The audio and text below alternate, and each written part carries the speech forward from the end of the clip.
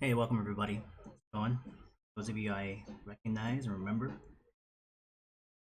For those of you that are few that are new, welcome as always.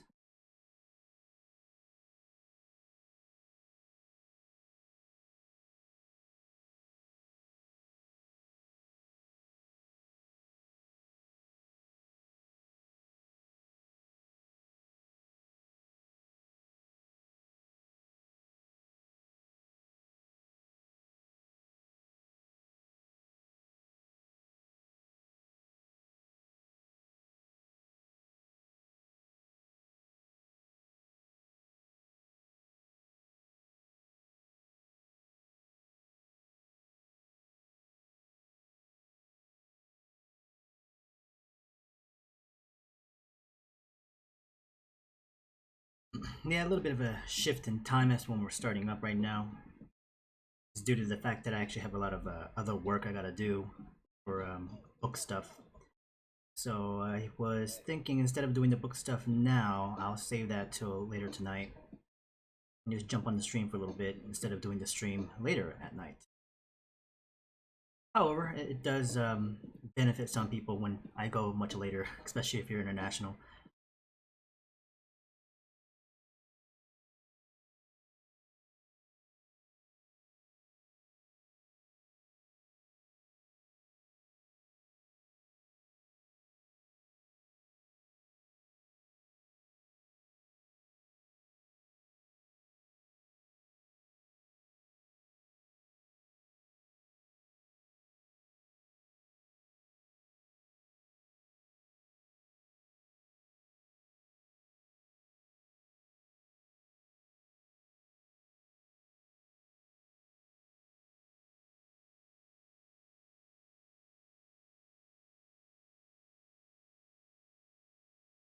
As always, please let me know if there's if you hear noise or music in the background at these. It's a little bit distracting. I can change and adjust that. I'll have to consider doing this in the future in terms of music stuff because I think if I post anything on YouTube, licensing and stuff like that will be a bit of a problem. So I think I'm gonna have to watch out for some of the music I play in the background for myself. If anything, I'll just turn that down right now a little bit. I've had a few issues where I was doing things like not live feeds, but classes online, and especially for my own classes that I would teach, and the recordings I would save, and I would actually upload them on YouTube as unlisted for access for only people that have the links.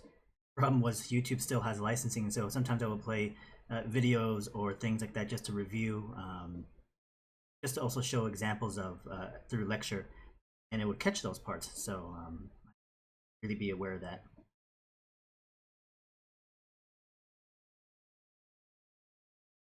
Am I restocking the Dynamic Bible? I'm hoping. The idea is that I do plan to. In terms of like timeline of when, it's still a little bit up in the air due to how all the stuff with the quarantine has now kind of thrown a monkey wrench a little bit for a lot of things in general, for like printing and stuff like that. There was the plans to go forward with reprinting very early on in the year. I have the finances to be able to support another print. The problem is finding a printer to do so became a bit of an issue. The original printers I was using in Korea, I'm not really going through them for it anymore due to the issue of not having enough copies here in the States, and trying to get stuff over from Asia to America became quite difficult and expensive. So I was never able to always have any in stock. That became kind of I had to make an adjustment. So I was looking at a printer here, but because of how now everything is quarantined and shut down, there were a couple printers I was working with that literally disappeared. They closed their facilities and everything. Um, there was one in LA that I was going to try to get in contact with, but unfortunately, I haven't had a chance to reach out to them and see if they're actually even working at the moment. So the problem right now is that I don't have the necessary. I guess the I'll have to figure it out. But in terms of what's happening in terms of printing for a lot of these places here in the States and what their costs are like, I'm working with a printer at the moment. I can maybe go with them, but it very much depends on what their estimates of costs are. That's a huge factor, obviously. At the moment, not quite sure. Rick, for this edition for the live stream, I will be. So if this is not something you were looking for, apologies. But for this particular stream, I'm going to be working on these shoes. I'm wanting to do another set, sketch or drawing of the Monkey King of my iteration. So we'll be spending the time here just chatting a little bit.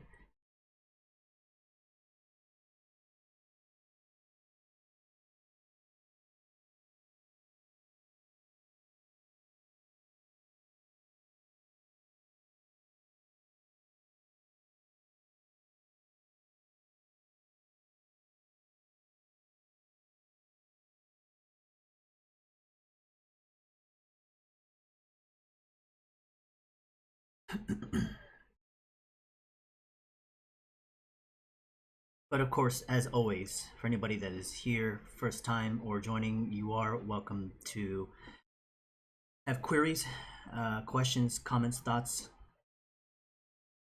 curiosities of things. It's a very kind of like nonchalant, just spending a moment to just draw and to interact with people. And you guys obviously can be spending the time sketching yourself, creating, doing something, working on something as an excuse to kind of keep busy and maintaining focus of stuff, whatever the case is. And while you are also potentially working and drawing, we can be talking with each other, not just towards me, but with each other that's on here as a live stream through chat and whatnot. So in any case, enjoy your moment to maybe just have a moment to relax. Maybe all day you've been kind of like working on stuff job wise where you haven't been maybe doing much, and if anything, there's a chance now to kind of jump on stuff you want to.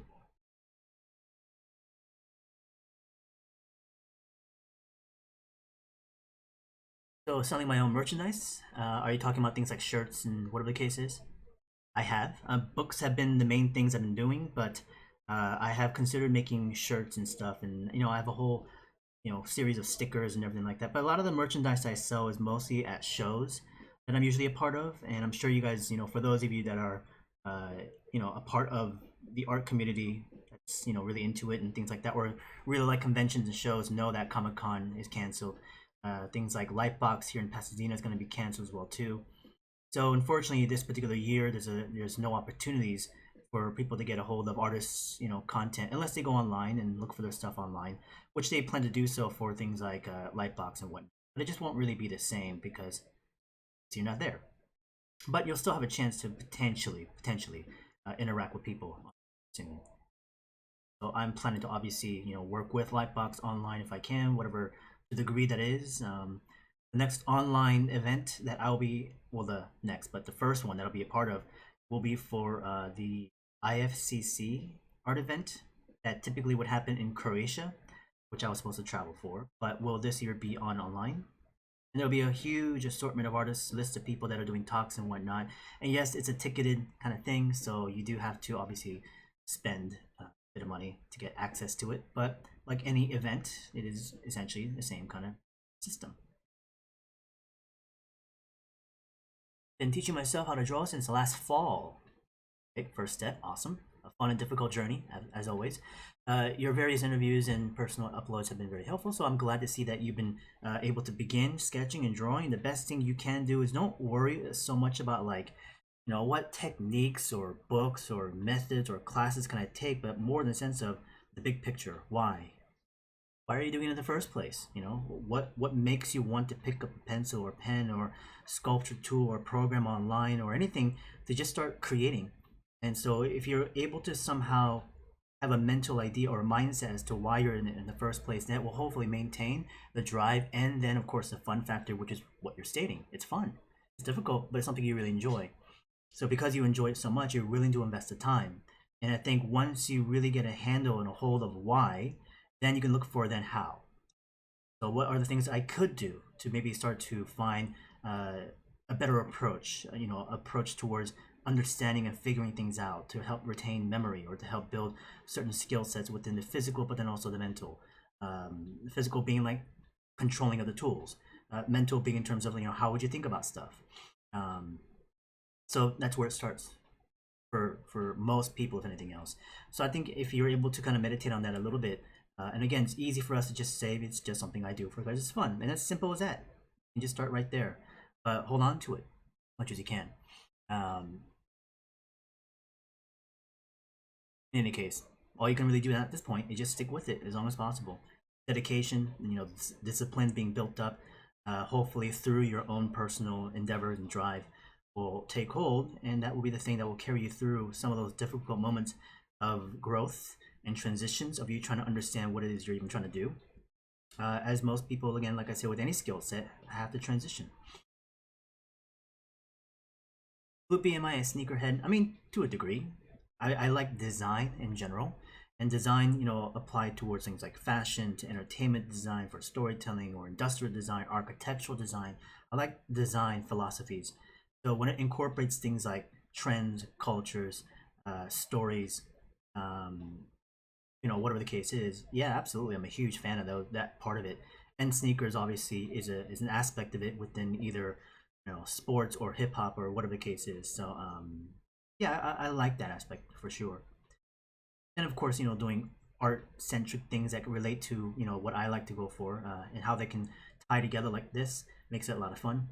Makes it very approachable, something that I can also incorporate to my daily endeavors and growth of whatever the case is, as I'm also collecting actual things that are out there and buying stuff because I like wearing them, and I'm a huge fan of just collecting in general. So let me plug something out real quickly. That noise is that docking noise. Let me hold on.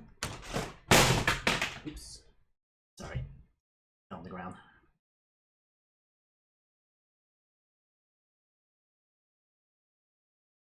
All right.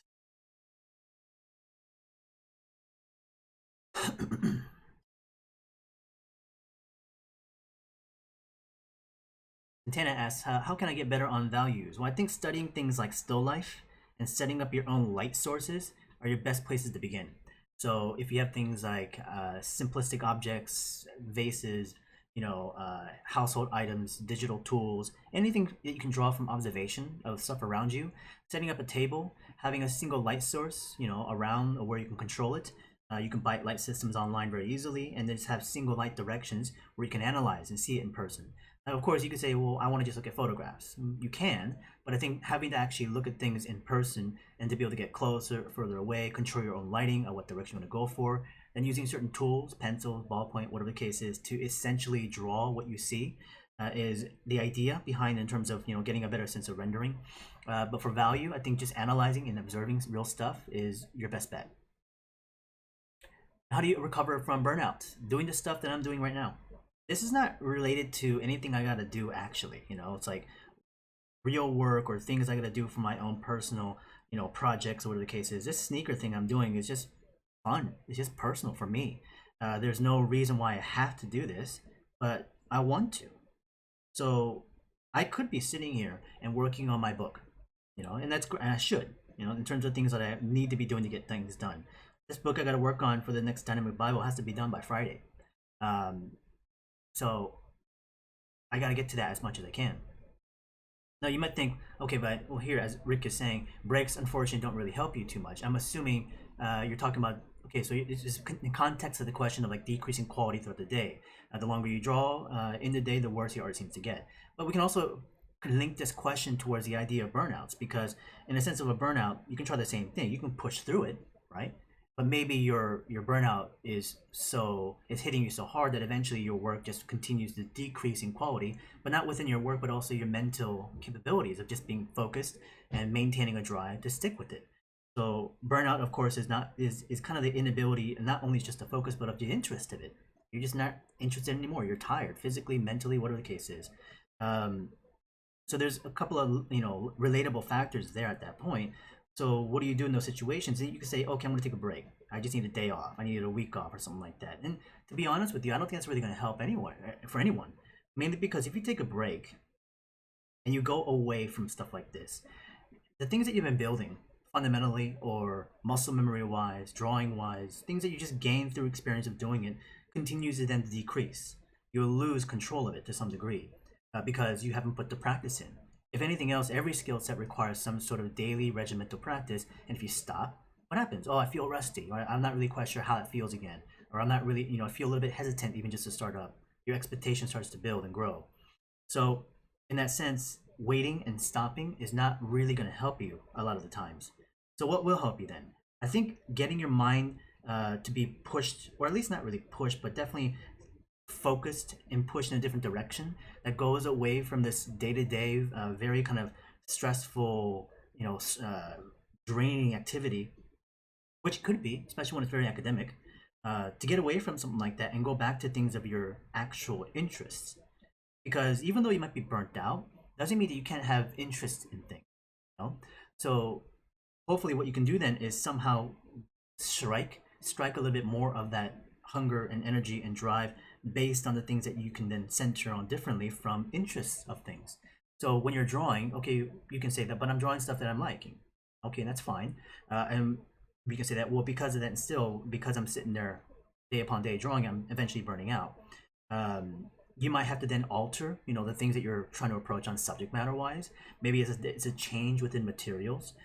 It's a change within how you attempt it, right? Within the way you're actually trying to create or what the case is. So, but the side of it is still the idea of always encouraging the stimulation of growth and encouragement of creativity. So you shouldn't always just stop cold turkey. I don't think that's going to help. Now, for some people, it might. I'm not saying you can't do it. I'm saying avoid it. But at the end of the day, no matter what direction you choose, you find this feeling to be there where you just can't seem to sit down and do it. Then maybe, yeah, you do need to take a step back and look at some other stuff, right? To lose motivation, as we were saying, is a huge aspect of it. You got to stay really, not only involved, but invested into the things that you're trying to produce and grow within. So I think at that sense, always staying active to some degree. And like I said, it could be a change within many areas of how you're trying to do things. That might lead into an inspiration, that might lead into some sort of, I don't know, an aha moment, a light bulb going off that might then encourage you to go back to the things you were doing before. And then it continues to strike rich for you a little bit based on experience, based on outcomes or whatever the case is. And then it continues to further grow from there. That's another part of it, is actually also physical, mindfulness. Eating properly, are you getting enough sleep, that kind of stuff. Rest is really important too. You can stress and push and push and push, but if you're not also giving yourself a moment to relax and also recover a little bit, is very helpful. This is different than to like taking a break, right? Taking a break where you step away for like a week, days, where you need to maintain a sense of a rest to regain energy. And that's like, having a couple hours off, just making sure things like sleep is there, that kind of stuff.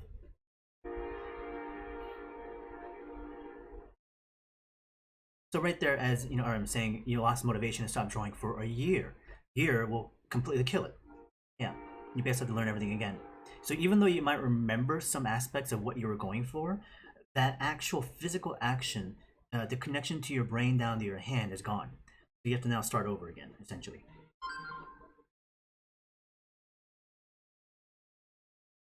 Best way to practice controls of ovals and circles. A lot of the exercises that I teach are based on repetition of movement, repeating the same motions over and over and over again through a series of repetitive actions.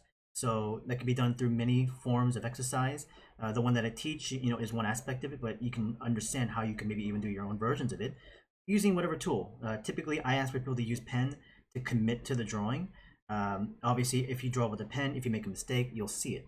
And you have to then see the improvements from the actions of things and mistakes. Now, if I use a tool that, even though I'm really rough in the beginning, but I can lightly place things up and erase things out and try it again and maybe get a good version, and after a series of iterations, I can see all of them feel somewhat cool or I guess accurate, it doesn't really give you a visual evidence of where you came from because you took away that mistake making because you erased it or you threw it out.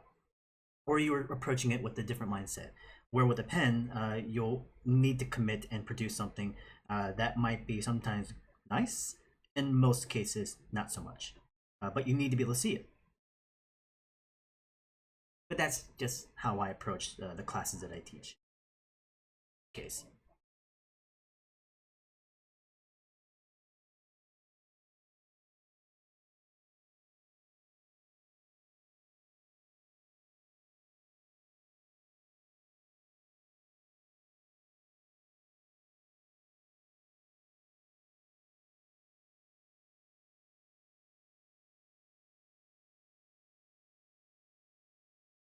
Looking at some of the other questions on the chat. Is there something I will spray on the shoe so the ink won't rub off? Well, this ink that I'm using right now is a waterproof ink. So once this dries, it will lock in. The water won't affect it, but I also do spray it. I do spray it with the fixative on top, and then I also coat it, which I got from this company, which is what I've been painting with, the Angelus leather company that does produce a leather paint. They also have top finishers. So I also then paint a layer of that on top, which is either, you can get them in gloss, semi-gloss, mattes. I have a gloss version. So that will go directly on top of everything afterwards, which locks it in place. And that top surface is flexible. It's like you know, obviously a finisher that is flexible, just like the leather as a plastic. And so it will not rub off or scuff or anything like that.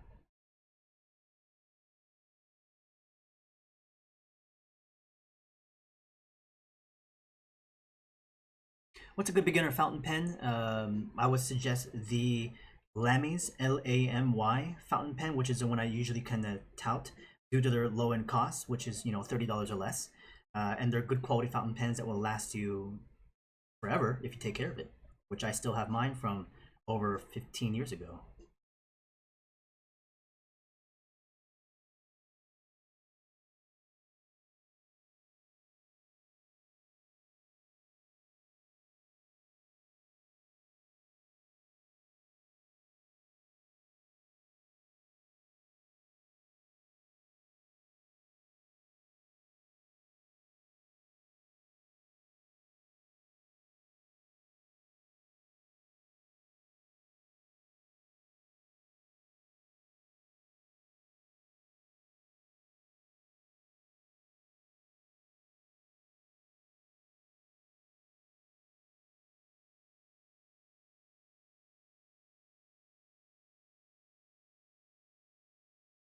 With the material change from here to here. This is like a leather. This seems like a vinyl. Surface changed. Do you recommend the beginner who is learning from or learning to draw with ink or pencil, or I guess beginner who is learning to draw, start with the ink or pencil? Well, in my suggestion, again, the classes that I teach essentially forces people to draw with pen and ink initially. Now, I'm not going to say that drawing with pencil is a bad thing. I think if you're just beginning, drawing with pencil is great. You should be using all those tools. The idea is that you want to invest the time into it just so that you can get familiar with the tools on how to just handle them. Whether you're actually drawing good things or terrible things doesn't really matter. It's getting familiar to the materials. And so the only way to get familiar is just to put time into it. Doesn't matter whether or not you're putting a certain technique or whatever the case is. And yeah, you can follow a class that might have a certain, suggestion to things. But if you're just drawing, it's all based on just your interest of stuff. So you should just draw it the way you feel is, interesting and fun for you, whether you're copying stuff or whether you're just creating things out of your head or whatever the case is. So in that situation, of course, yes, you should just draw with any tool. Doesn't really matter what you're using at that point.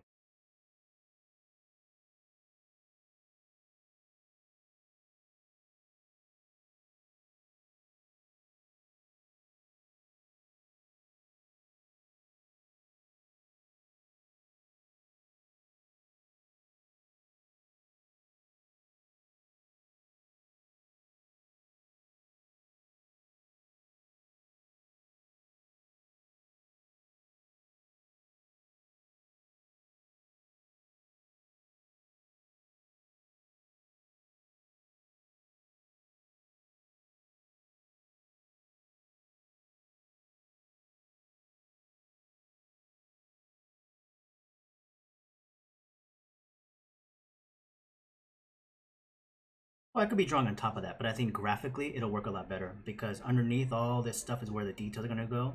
Having that as a graphical element to bring it in there actually will help it quite a bit. Having positive and negative stuff breaks up the image a little bit more. And I can just compact as much information as I want to, but it doesn't always make it better.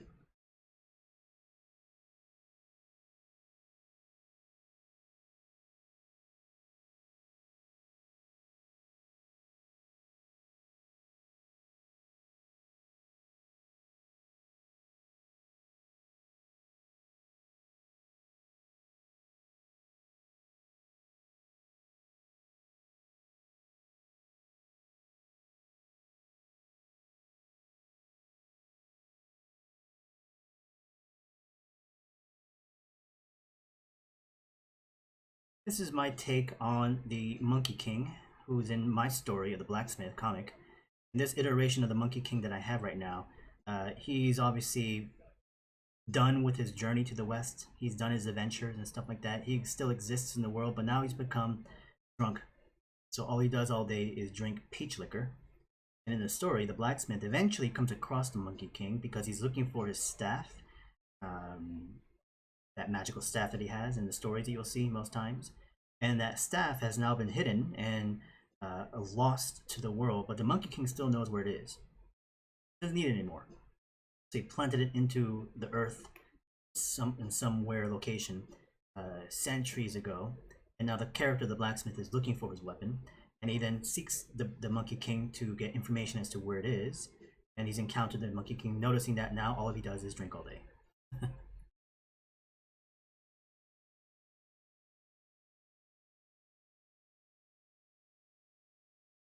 What are things you think about when you're trying to draw from the imagination and memory? Based on experience, things that I've seen, things that I've researched, things that I've drawn before. My mind, will be able to process all that within seconds. I'm doing it. So it's immediate decision making as I'm going. Some parts I don't know what they're going to look like. Some parts I know what they're going to look like. And I can change it on the fly. But this is just due to time investment of drawing that I've done prior. And I've drawn this character more than several times. Is my iteration of the Monkey King. Everybody has their own interpretation of the Monkey King. He's a very popular character. So then, yeah, I have the liberty to be able to move around and do things I want to because I'm not locked in to the design of something. Like if I was doing a Monkey King version based on a different design, then I have to think about, well, what does that part look like and what does that part look like, because it's obviously has to relate to the design that I'm pulling from. But this is my iteration. And the beauty of that is that I can make choices and do things that I want to because it's my version of it. But some people don't like to do that because it's hard, coming up with your own things and you want to look at something, right? But in any case. Why pen over pencil? Because you will make mistakes and that pen will show you every mistake you are going to make. It is a merciless tool and you have to face that, understanding that you will not be perfect, and the pen will help you relieve or at least get over that sense of hesitancy and build more confidence to go straight in there and attempt things that commit to more line.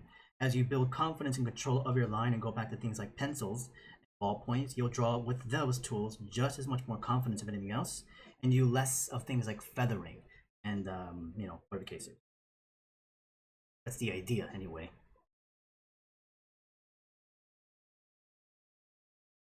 The idea is line confidence.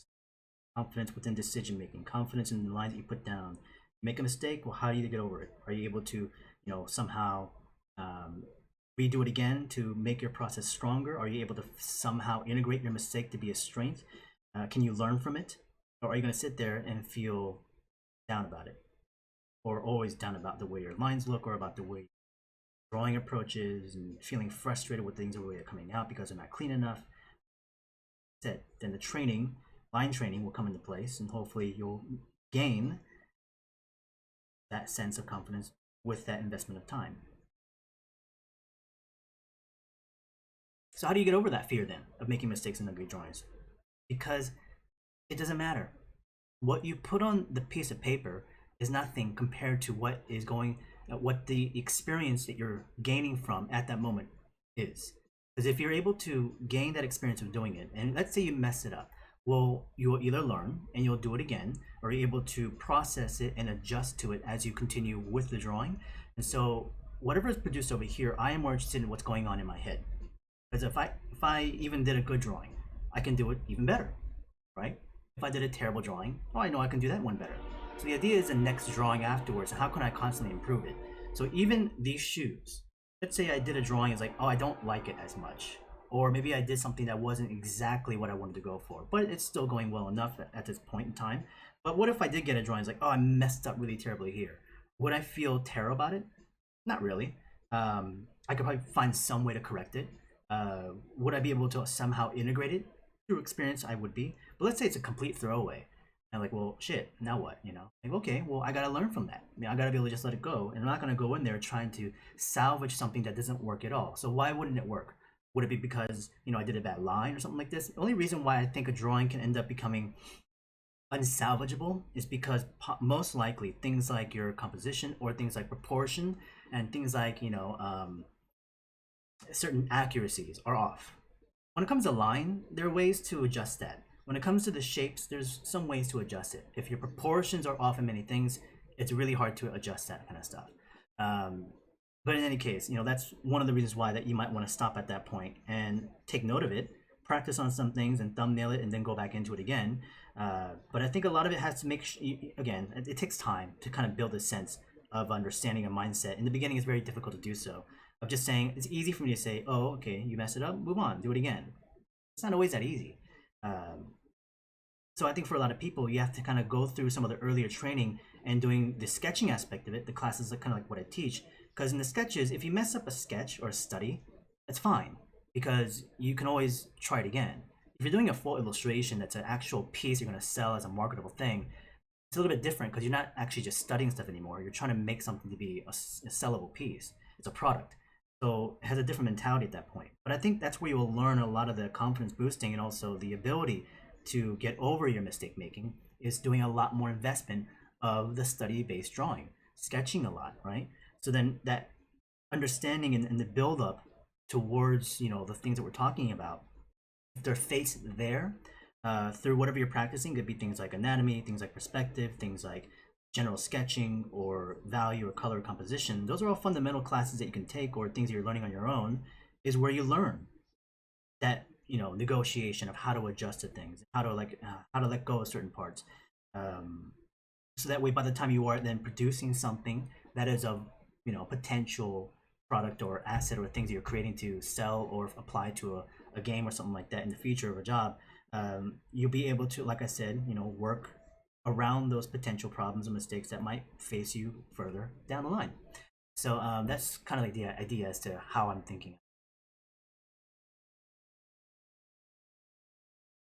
So the question then here is, you know, do you think when learning about drawing, should you learn many topics at once or one topic at a time? I think you have to understand that even if you're learning all of it at once or one at a time, the bigger picture is that they all relate. Okay, they connect together. They go hand in hand. The anatomy, the shading, you know, the proportions, the line control, things like composition, things like perspective. You know, they seem individually things that you got to go study, and they are, but they also relate because one works with the other ones all in balance. So you have to know your proportion and also understand where the anatomy goes and how to put those things in perspective and how to actually compose the image and frame it so that way you get your image to be as high of a quality as possible.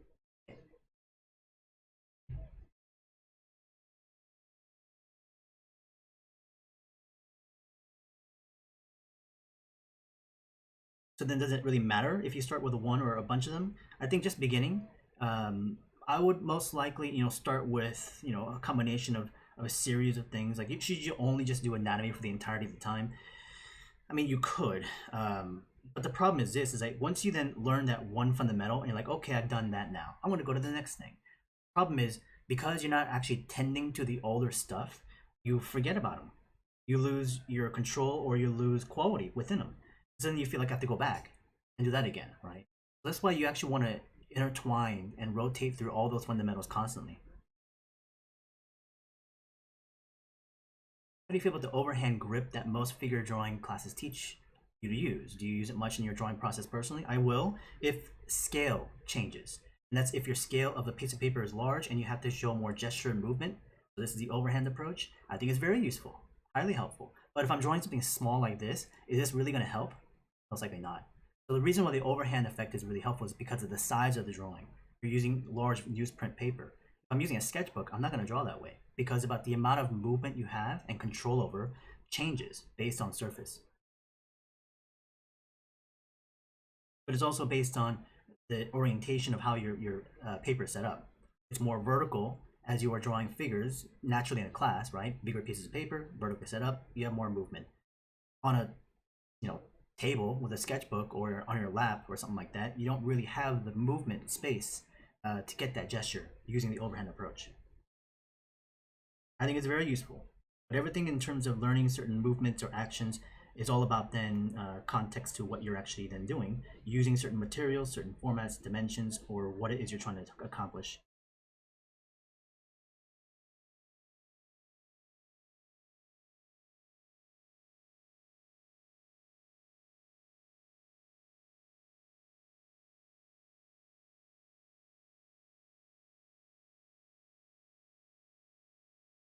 I'm going to be putting a pattern behind him over here.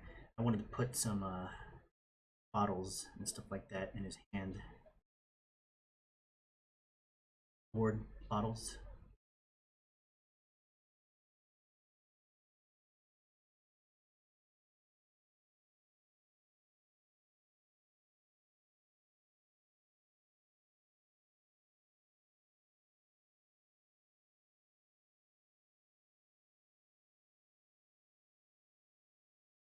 But as you notice with like this shoes, I'm not going to try to rotate too much like this because I'm being mindful of the fact that when I'm presenting it to you guys, if I'm doing constant rotations, it's very disorienting.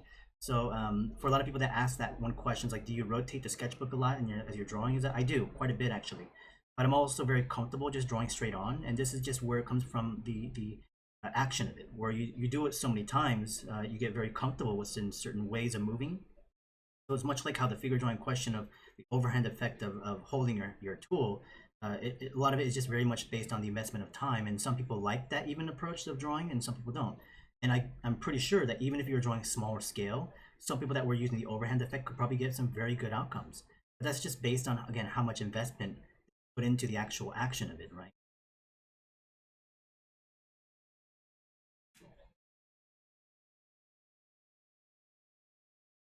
Welcome, Spaced Out. Appreciate you joining in. You're more than welcome to ask certain questions if you'd like to. It's been about 38 minutes. I'm going to be on for about another hour. I'm just working on these shoes. Unfortunately, I'm not going to be changing anything else on here. Just working on a chance to these new pair of Air Force Ones as I then move into my projects later tonight. Next time I do a live feed, I might do something different. Do something more just based straight sketching in my sketchbook, as per usual, honestly.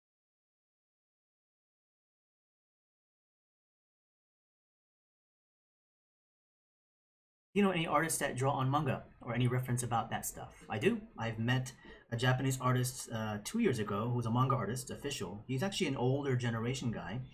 And I met him once. We just had a quick conversation, and I actually have to go back and look up some of his work again in terms of getting what his book was. But he was an older gentleman. He does a lot of World War II, like airplane comics. He's a bit, like I said, old generation guy. And his drawing ability was amazing. Yeah, it was very fascinating. Actually, let me look it up real quickly. I should get that information for you guys. Give me a quick second. Let's see, I think it was under...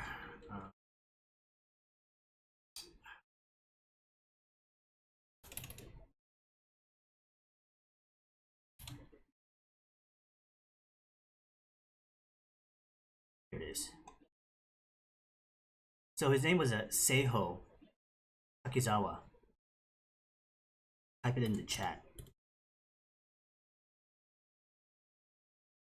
I only spent a moment with him an evening. We were just drawing and sketching, and this is years ago too. So, but like I said, he does a lot of like mangas for things like airplanes and World War II styling of stuff, which is not going to be the interest for everybody. I find it highly interesting, but not everyone else is going to.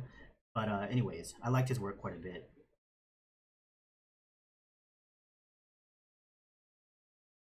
But But yeah, drawing comics and manga is difficult, very very hard, very time consuming.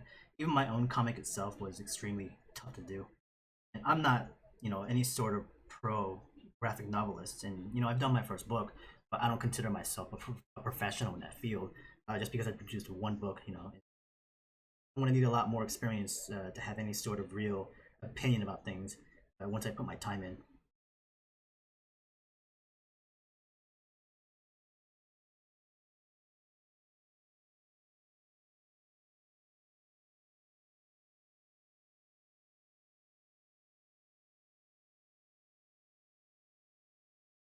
Yes, I do. I will be doing the next Blacksmith graphic novel. The story wise is going to be starting up this June, I would say. The next book, that is. I got to get that next content started up, ramped up, because there's a potential chance of publishing for the graphic novel, The Blacksmith, to a certain publisher. And if I'm going to publish it, I need to get the next book started and ramped up, because that content might be actually tied together with the first book as it's potentially released at some point in the future.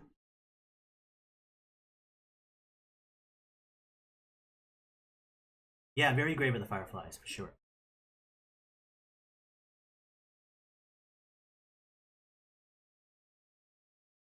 Sorry, I missed a couple questions above.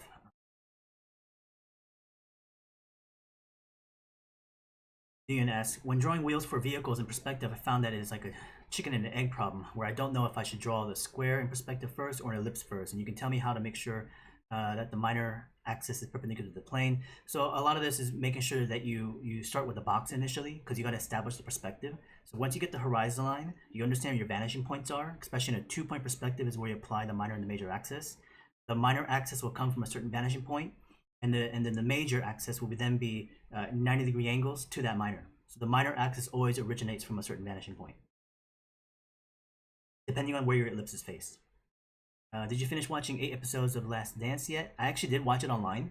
8 episodes. There's still 2 episodes. I think it's a 10-part series, 9 and 10. So I haven't watched the entire thing yet.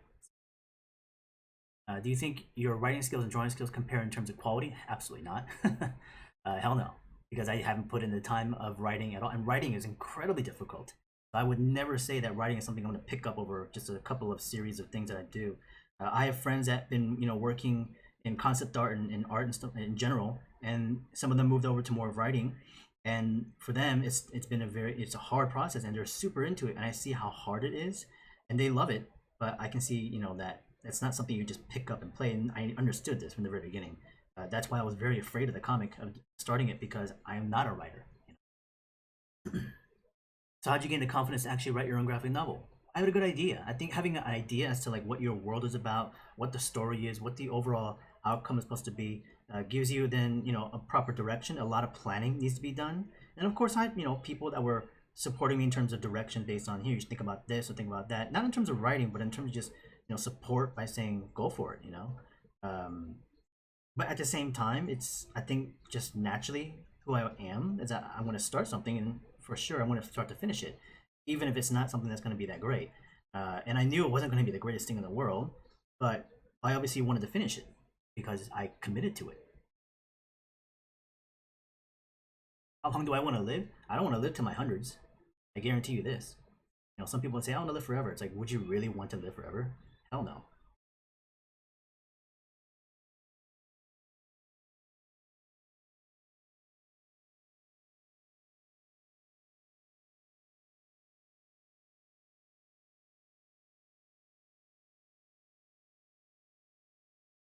What's been your schedule since the quarantine? Been more busy? No, my schedule hasn't changed at all.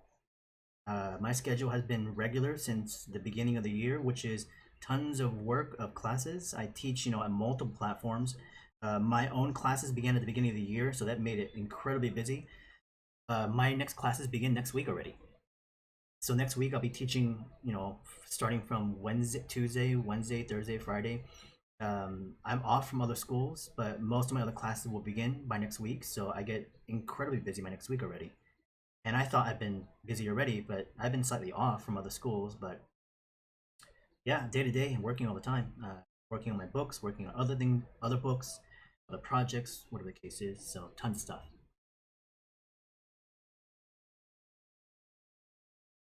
So I still pick up off jobs here and there. I'm working on this small little packaging design for a company called Plastic Cell. They do little sculptures and basically like little figurines. And so they were looking for a packaging design for their Teenage Mutant Ninja Turtle series. So I'm doing the cover of their next packaging. It takes me a week to do. You know, I've only just kind of did some sketches, send it to them, see what they think. But it varies from time to time. Sometimes I get a lot of work. Right now, I don't expect it to kind of come in due to the fact that it's, you know, quarantine season, but also in the fact that I will turn it down because I'm already too busy with other stuff. I'll turn down work.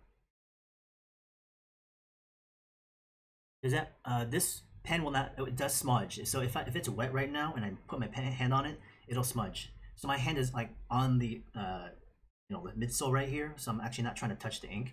If I touch the wet part of it, it would smudge. Other parts that are dry are okay, but there's still a little bit of smudging right now. As I kind of put my hand on it, there's a little bit of ink that kind of pulls off. But this will dry completely and secure, but then I also spray a fixative on top. The new Dynamic Bible will be coming out most likely this summer to the end of the fall. The book is still being worked on. I'm actually retyping all the content in terms of the writing part of it. I hand wrote everything, but I'm going back and retyping everything else because I want the handwriting to, or the legibility to be better.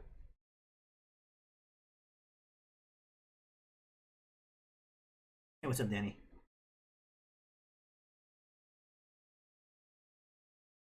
I'll definitely check out the work, Sarah. Thank you. Maddie, am I going to wear these? Probably not. I'll probably sell them. But they're in my size, so I doubt a lot of other people, you know, who are planning to buy it are going to be in these are smaller sizes. You know, obviously I'm a smaller guy. These are 8s. I can't remember. I have to look at.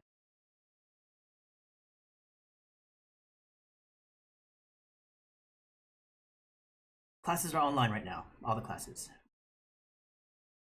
So new in terms of classes next week, can his students use fountain pens? I would recommend fountain pens for observational drawing, but for the exercises that we're going to be doing, I would recommend the fine liner tools.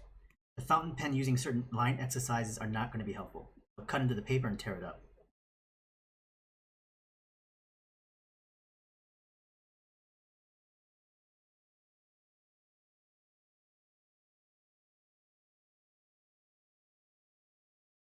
This side's already done, so I'm actually going to move to the other side. Anything else I have to, I mean, I'm going to keep maybe pushing on top of this. I'm going to adjust the values a little bit. Well, let's just start doing that now. Let's kind of pump in a bit heavy dark in some parts. I want to separate the background areas to this front swoosh right here, and also the stuff underneath here. I want to push a bit heavier so I can get the arms to stand out just a bit more. I'm going to go in there and actually pump this stuff back a bit further, covering some spots, darkening it, pushing it down in value.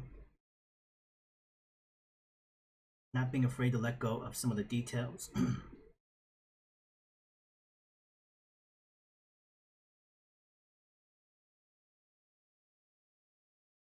Help with the graphical read of the silhouette, stuff in the background. So people always want to maintain some of the information, detail information, as they vested into it, and you don't want to lose it, but at the same time, the graphical of it can really help in terms of clarity.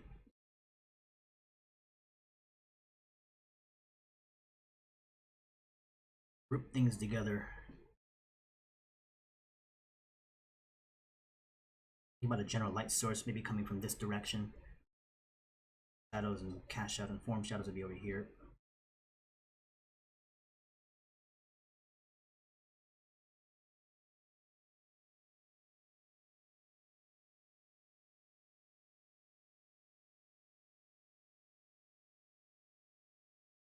Well, you know, that question of like mistake making and stuff like that is how do you not make the mistakes? And the honest answer to this is that I'm actually always making mistakes. There are mistakes all over this place. It's just that you can't really see them because you don't know what those mistakes are. I can point it out to you, but I've obviously been able to use the mistakes and also to hide them, so that way you don't really even notice it. So when you present your own work, and when somebody asks you, hey, can I see your sketchbook? And a lot of his students to me are like, oh no, I don't want you to look at it. And they show me a sketch. It's like, oh, don't look at that part. That part's terrible.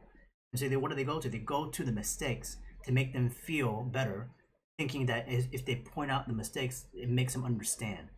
You know, I wasn't able to get that correct, or I don't like this part. It's an excuse in some fashions as well too. But don't start with that part. Don't start with the mistakes, because as soon as you mention it, your eyes go directly there. Everybody makes mistakes. Well, in my opinion, and I make tons of them. But I don't need to point them out to you. And if you don't see it, then great. My job easier.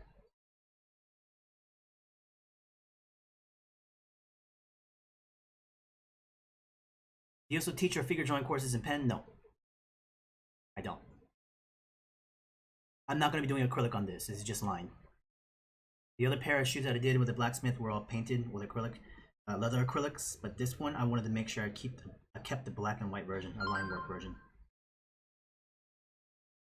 Which is why I'm investing a lot more into the drawing this time around. Typically, if I was going to do an acrylic piece on this, I actually would have taken it to a certain point and stopped. Then I'm going to paint on top of this one. But this one I'm not going to paint. I think it looks pretty cool without any paint on it, actually.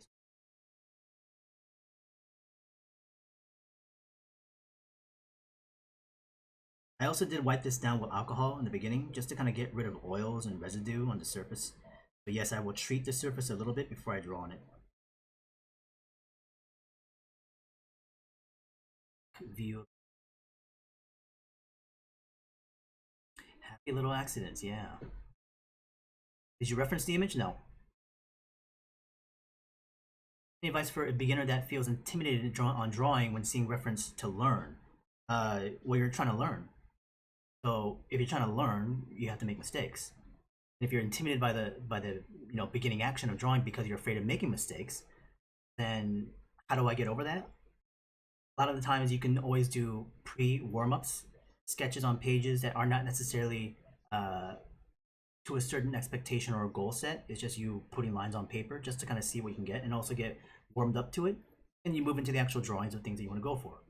You can thumbnail a lot, right? Because a thumbnail kind of relaxes your mind a little bit because you know that it's not something of this, importance to a certain degree. But eventually, over time, that should be the mental state you'll have in the beginning all the time. Like even this one here, did I thumbnail this? No.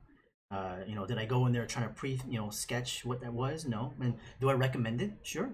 Just because I do it this way doesn't mean that everyone else has to, right? And nor am I saying this is the best way to do it either. I'm just doing it because that's just the way I approach things. But that doesn't mean my approach is your approach.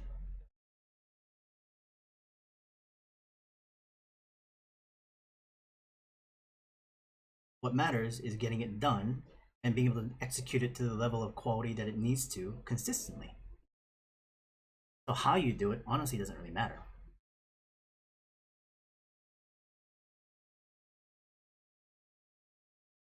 In the industry itself, meeting your deadline is number one. Meet your deadline.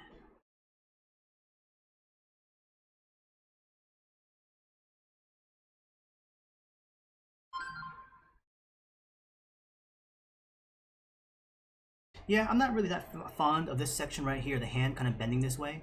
But it's not to the point where it's like breaking it for me. It's just a small, like, oh, I kind of wish I positioned the hand a little bit differently. But that's fine. I've already accepted it and moved on. And it's going to work for the way it is. So, are there any line accidents? I think some of the hatching over here needs a bit more refinement. There was a small mistake right there. That line when I drew when I was talking to you guys, I wasn't paying attention. And I put a line right there, thinking that was actually part of the hair.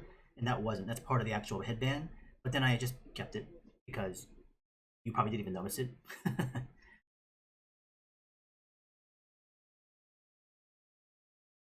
Yeah, same name, just Peterhanstyle on YouTube. I'll put up reviews on there. Sometimes I'll put up clips of these live streams. Typically, I don't put full-length streams up anymore. I have like 3 of them up there. There should be about upwards of 15 full-length streams on here. If you're a subscriber, you can have access to it. But on YouTube, I might put up a clip of this one, mainly because this is the shoe stuff I'm doing lately.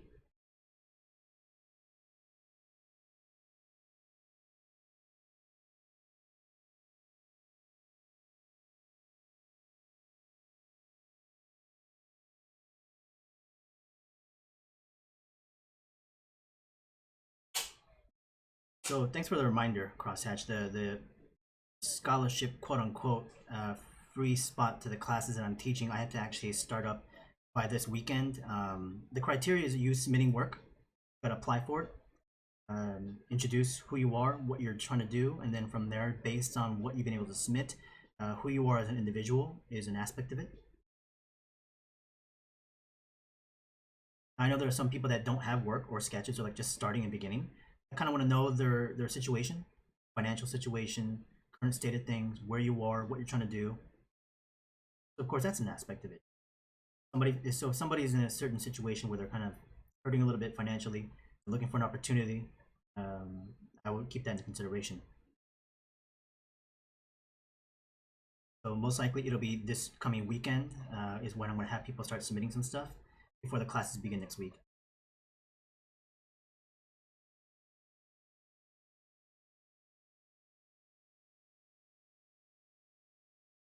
Which fundamental do I recommend studying first? I would recommend any fundamental, but if anything else, really perspective. Even if you don't really get good at perspective, just getting exposed to it. But sometimes it doesn't really work well for people because it's such a almost mathematical way of learning drawing, or like degrees and angles and all that kind of stuff. So some people don't like it, and it kind of takes the fun factor of drawing away.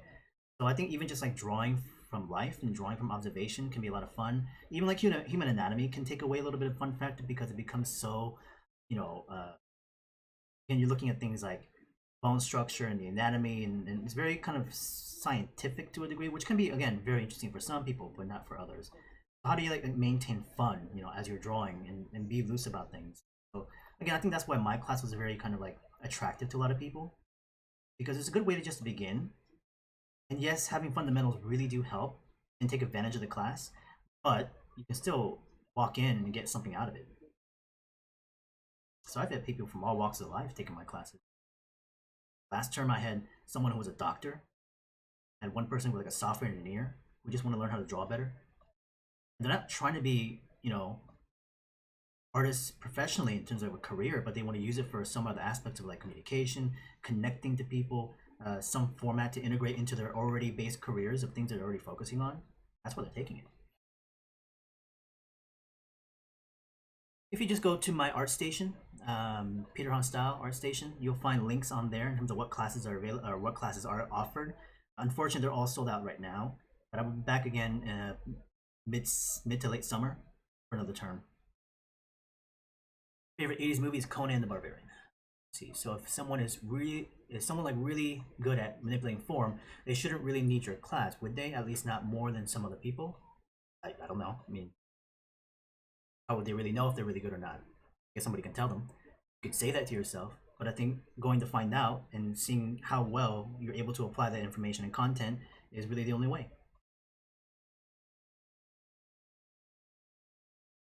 Well, to be the judge of it, I would have to see it, which means you have to be a part of the class. And even then, it's just my opinion. Just one person's opinion based on what they see. You need more than that. Application, huge. Building off of things like projects, building off of things like concepts, whatever the case. I'm sure that can make it quite difficult, being able to only see through one eye. Yeah, I can imagine. When you draw or make work, does your perspective have to be perfect? Depends on what it is you're working on. If it's like a technical plan, then yeah. If it's like an environmental piece within certain films or projects, for sure. If it's an observational sketch where it's for yourself and study, not necessarily. Things can be just observational. You can also push it within styling, right? So if it's a certain style set that's not necessarily rooted in the realms of reality, you can obviously bend that reality a little bit. As a graphic novelist, things like that come into play, but do they have to be perfect? Not necessarily, because then you want to think about storytelling. Does it actually, assist the storytelling, if not anything more? And that's a huge factor of what I would think about. If it helps with the story, if I even break the perspective a little bit, then I'll do it.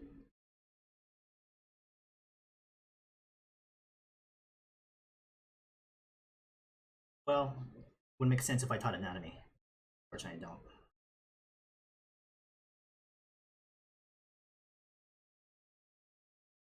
Yeah, I wouldn't want to teach anatomy because I'm not an anatomist. I know basic anatomy.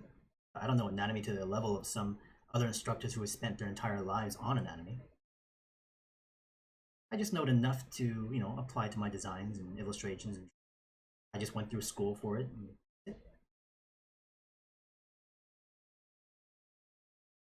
So would I say my anatomy is perfect? Hell no. Are there people that draw better anatomy than me? 100%. Are there people that draw better than me in general? 100%. But hey, I have fun.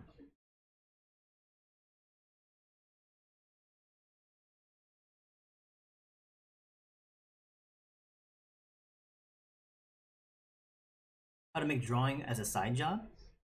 Well, for one, your work has to be strong enough to get work, right? It's got to compete with the professionals that are out there. If you're thinking side job is something that you will pick up that has, you know, no, you know, professional value to it, then that's not going to be a job. If it's an actual professional paid gig, then obviously your work has to compete. And if you're going to invest your time to that degree to get a side job for it, I don't think that's going to work. Now, unless you're making your own work, that's the way to do it. It's for you.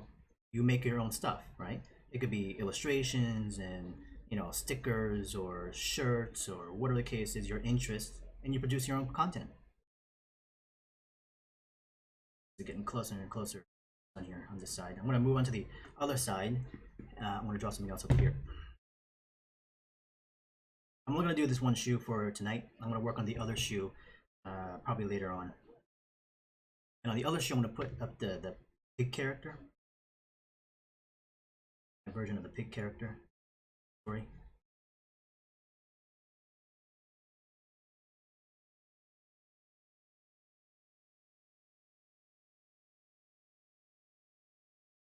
Thanks for the feedback on that, for the dynamic sketching being a good route before getting into anatomy. And it's not for everybody, but it can be. A good way to find out is just to try it and attempt it, whether through lessons of things through books or tutorials online, or watching just small little live feeds and picking up what you can. Looking at other artists. I'm not the only one that teaches dynamic sketching anymore.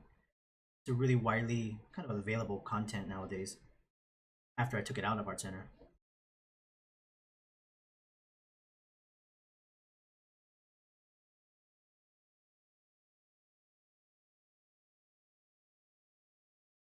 Practically.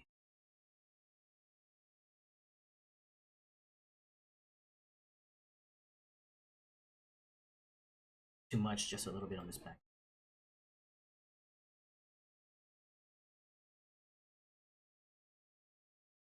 Character.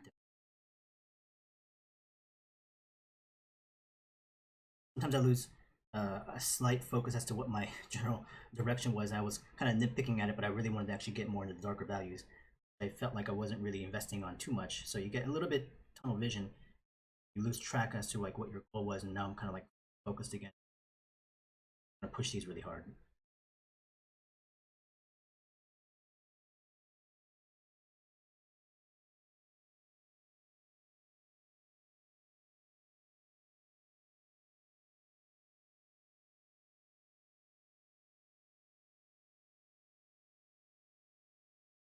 Do you work on more fleshed out pieces? Do you enjoy the more free flowing or more technical?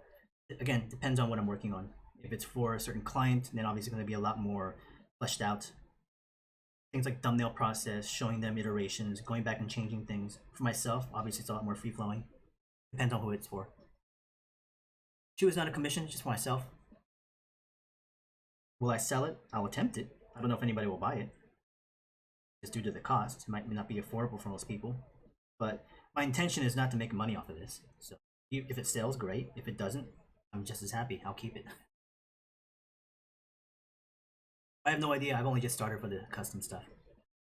Let's see. Why would Art Center remove anatomy? They haven't. It's still there. I don't know where that question is coming from. Anatomy is very much taught intensively at Art Center. Several times over through terms.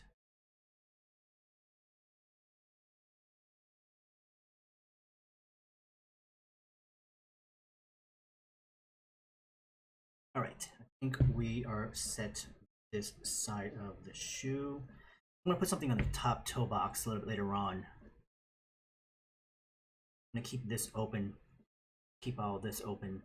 I want to just compact the shadow spacing here. Let's just put a little bit on this side of the shadow of the head. He's actually supposed to have light, like whitish hair, but his face is supposed to be darker.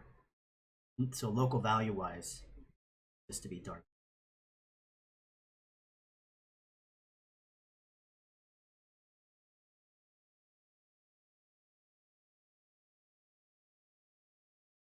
Difference between an illustrator and concept designer.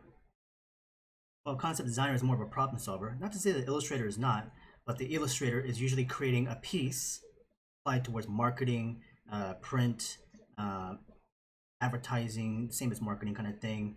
It's a singular piece that you're kind of focusing on, right? Through a drawing, painting, whatever the case is. As a concept designer, it's not about a single piece. It's about a series of ideas, ideations, and concepts that help you give an idea as to how things might work, how things visually look, how they tie together, how they work within a world. So through the actions of artistic forms, drawing and painting, you are visually expressing it.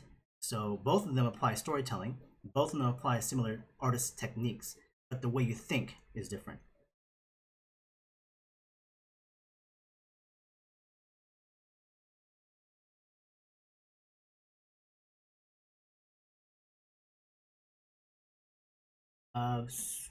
What is the structure of a new course? Well, I mean, it would take some time to break down the entire structure, but the idea is that we have exercises, we have examples and demos and lecture that explain out how design thinking is introduced and should be looked at as an approach towards research, using cited examples of things that I've done, and of course, after iterations and iterations of practice for the first 4 or 5 weeks, we then apply that towards projects at the latter half of the term.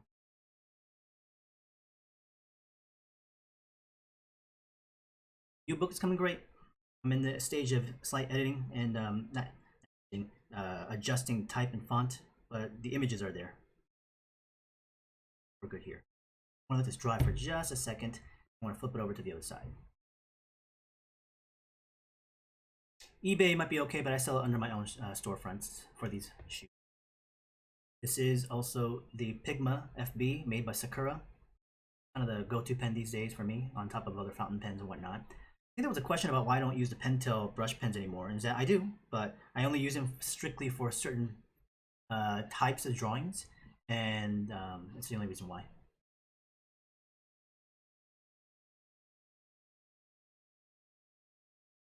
No, I don't know any concept artists on Rogue. I don't think that exists, and nor have I seen any news or individual that would even do that. One, I don't know who would be dumb enough to go that route to just start leaking information about stuff they worked on. Probably one of the worst things you could do to yourself. But I don't think it's ever happened. So.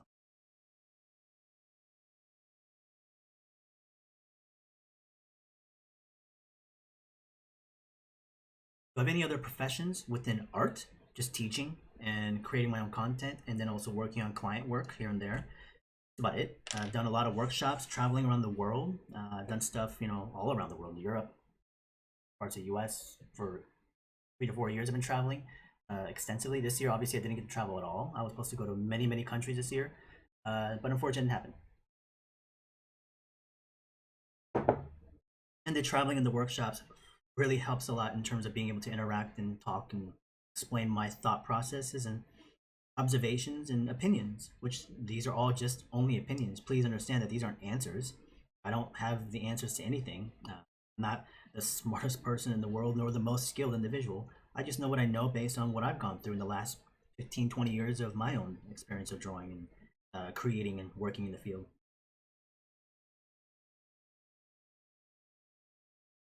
I do tend to speak quickly, so I'm pretty sure even right now people are like trying to listen in and try to hear what I'm trying to say as I speak really fast. But hey, that's just how I talk. All right, okay. Small little touch-ups. I'm gonna let the pen rest for just a second. We'll get this hopefully settled in. I might even just spray it real quickly, just so I don't necessarily fudge it up. Where did my spray go? Oh, there it is. So the spray I'll be using for this is actually the Krylon matte finish first. This is not the top coat, this is not the finish of it. This is just to kind of set the ink in place. What I'll use afterwards, I have a bottle of this top finisher from the company of Angela Souther. And I paint with those acrylics, but they also have a top coat layer that I paint on directly with a brush. So it creates a layer of really thin, clear, transparent plastic, and it's really flexible, so it secures the paint on top. With this one here, but I'm also going to spray this initially just to kind of set it in place. And it's not going to be, like I said, the finish of all, but it does help a little bit in terms of just maintaining the line quality. So let me just spray this real quickly. I'm going to do it in the back. I'll be right back in a second.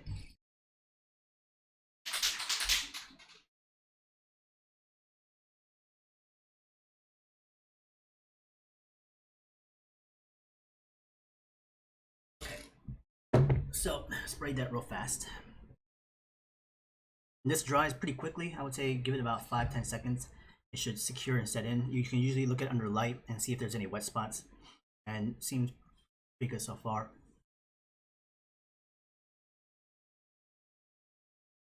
The Shopify store is under Peterhanstyle. Just go to shopify.com. Just look up my name or the handle and it should pop up. Or just type it in Google.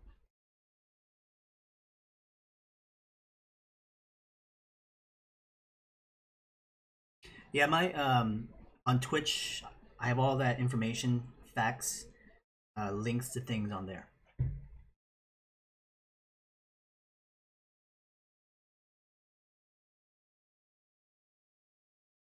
Interesting question from Neon is, do you have any advice to gain the courage to tackle new subjects or try something new without being hindered by the I'm not good enough thinking? Again, I've been asked this question many times over, and I don't necessarily refrain from people wanting to ask certain questions over again, and I wouldn't want you to, because again, these are opinions of things that people have never heard if they're joining for the first time, and for people that have heard it, like to hear it again based on different approach. And I'm still pretty much going to say kind of the same thing, is the fact that I'm not good enough mentality is always going to be there to some degree. Maybe more so now, maybe less so in the future. Maybe it'll maintain the same level of it. But the way you look at it and the way your mindset is set up might alter, and that can change the way you approach things. Even though you might still feel the same way, you'll have the ability to be able to hurdle over that feeling as it's always still in front of you. For me, that idea and the mentality of I'm not good enough still remains a little bit. Okay, so I'm not going to say that I'm this person that has this complete confidence and doesn't doubt and have self-anxiety about things based on what I do. I do. The books that I produce, the thing I'm doing right now, I could do this and somebody might say, well, that looks like crap. Would it hurt? It's like, yeah, okay, I'm I wish everyone liked it, but at the same time, is that going to affect my outcome? Is that about me approaching other things? Of course not. I don't care. If nobody likes it, that's fine, as long as I like it, right? But of course, reinforcement then really is important. Some people will say, oh, that's great. Or a lot of people might say that's great. And they encourage you to keep going. So then you really need people, right? You need a lot of people to reinforce you, to go back and forth, you giving as well too. So this is where things like classes, having groups of friends, networks really, really help a lot. So how do you gain the courage? Have a good network. Get a lot of people around you that are also in a similar mindset. They also want to create. They also want to draw. They also want to learn. Do things together. Now let's say you don't have that, right? If you don't have that, well, you got to find it some way, because you can't do it by yourself all the time. And I say this a lot too. Some things you just can't solve it or tackle it just by yourself. Now, some people have. I'm not saying that's not possible. Everything I talk about is very general. I'm not specific to you or anyone else.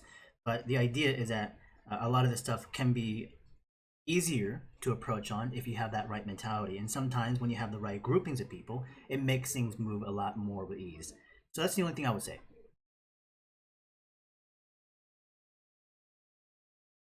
The spray is to fix the ink, yes. So to my 15-year-old self, I will say the same thing I just said now. All right, we're gonna move on to the other side. What time is it right now? It's been about an hour and 15, so I was gonna go hopefully maybe about another half an hour, if that. Welcome, Charlie. Welcome. Thank you again.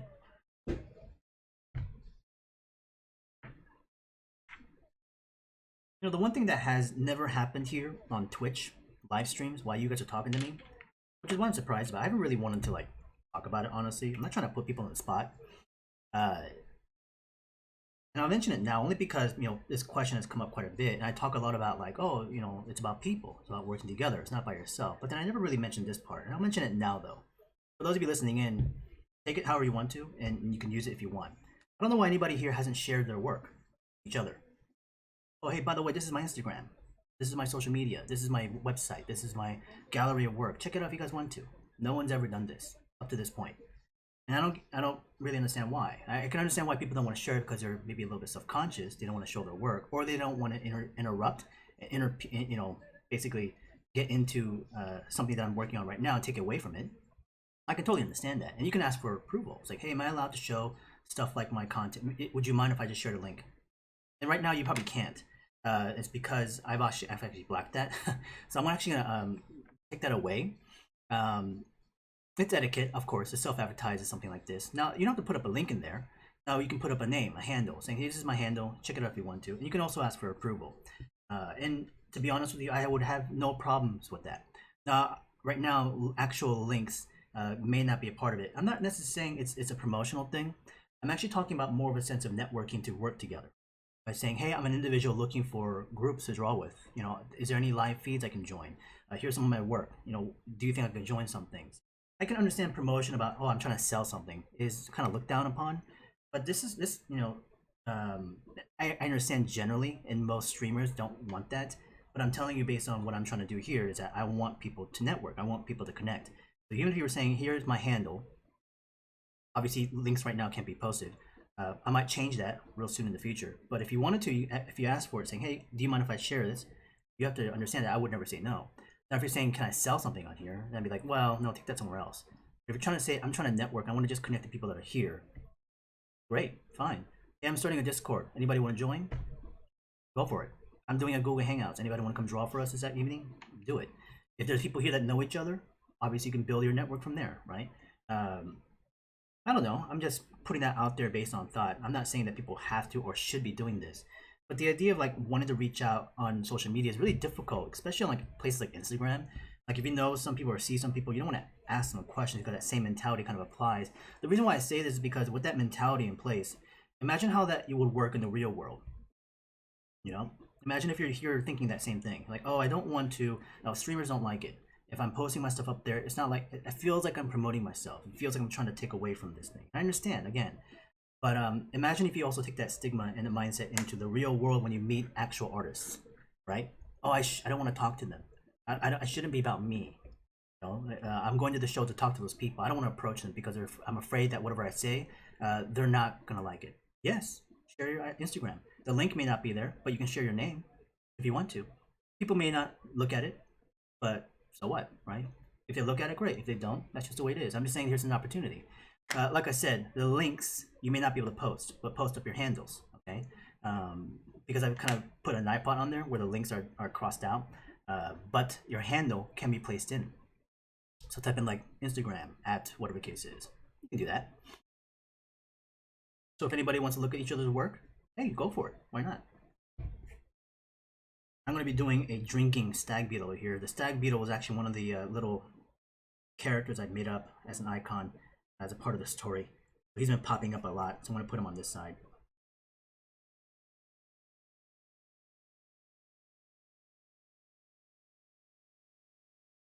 Yeah, share away. It varies, Santana. I sometimes will go live earlier, sometimes much later. Sometimes I'm not consistent every single week. When I first started, I was a little bit more so, but these days it's just gotten so busy again with classes. It's been a little bit sporadic. I try to always usually get on usually Mondays or Thursdays.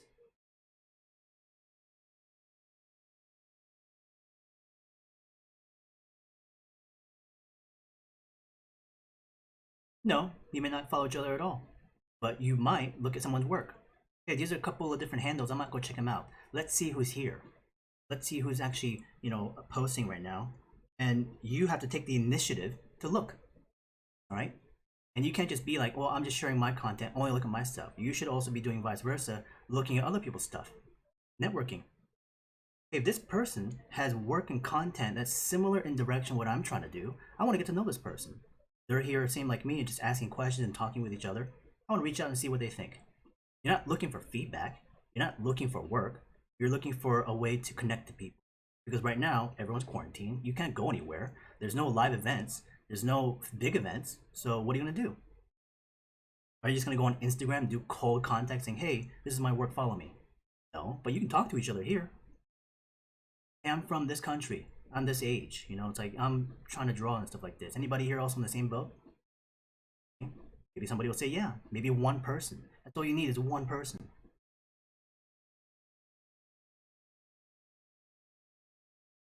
I may not be that individual, but somebody else here might be.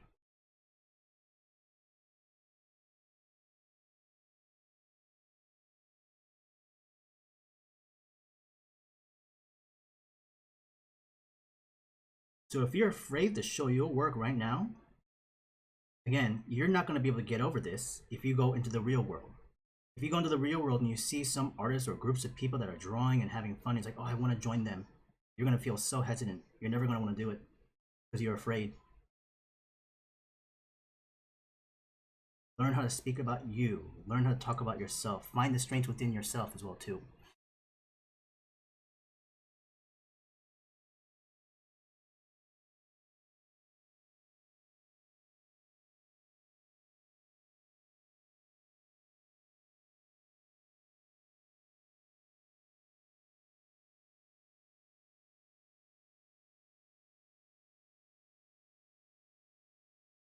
A lot of this is also because I know how it feels. When I was younger, I would go to shows and conventions and stuff like that. There were certain artists I favored and really liked, and I'd just be very hesitant. I didn't want to show their work. I didn't want to bother them. You know, that was a mentality that you all have.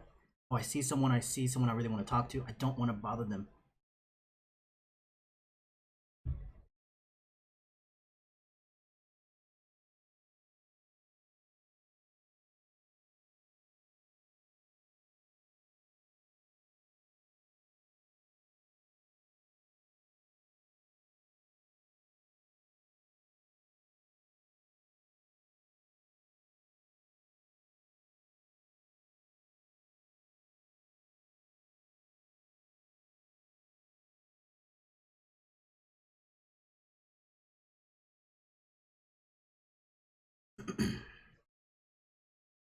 Do I agree there should be some balance? In what? Life or art or education? What do you mean?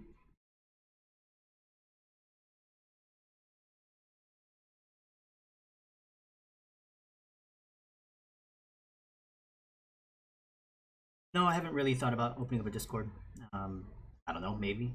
People have asked for it. I don't think I really have the time to really manage. I don't know exactly what I'd have to be able to do in terms of that. I think I can just open it up and have people be a part of it. I have Discords and stuff like this to do certain classes, and I do get notifications, but it does blow up my phone quite a bit. I have to silence a notification, so I just want to make sure things like that don't impede my personal space and time sometimes. No, stuff like this I can control when I'm on, all that kind of stuff, but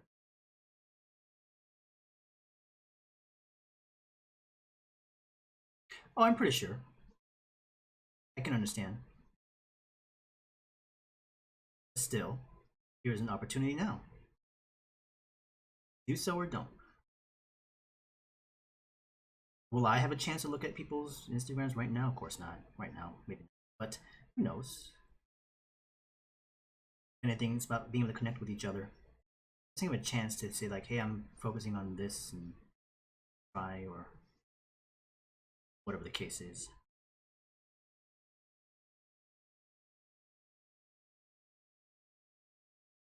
Like I said, this is not something where I'm trying to put anything on people, nor do I feel like it's an answer to something, but it's just a thought.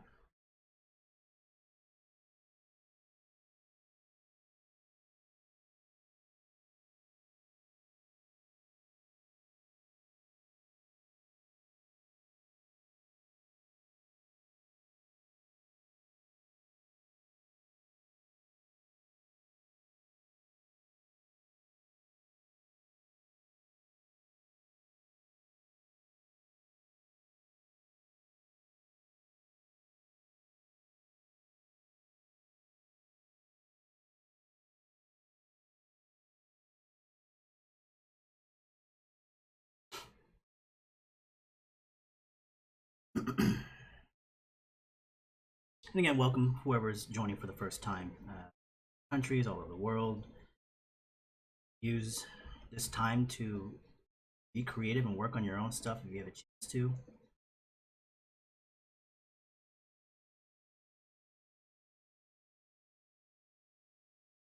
Anybody else has any other questions? I'm probably going to be on for maybe 20 more minutes max. Switch over to my other project soon here. A little fun thing for me to just do to work on shoes and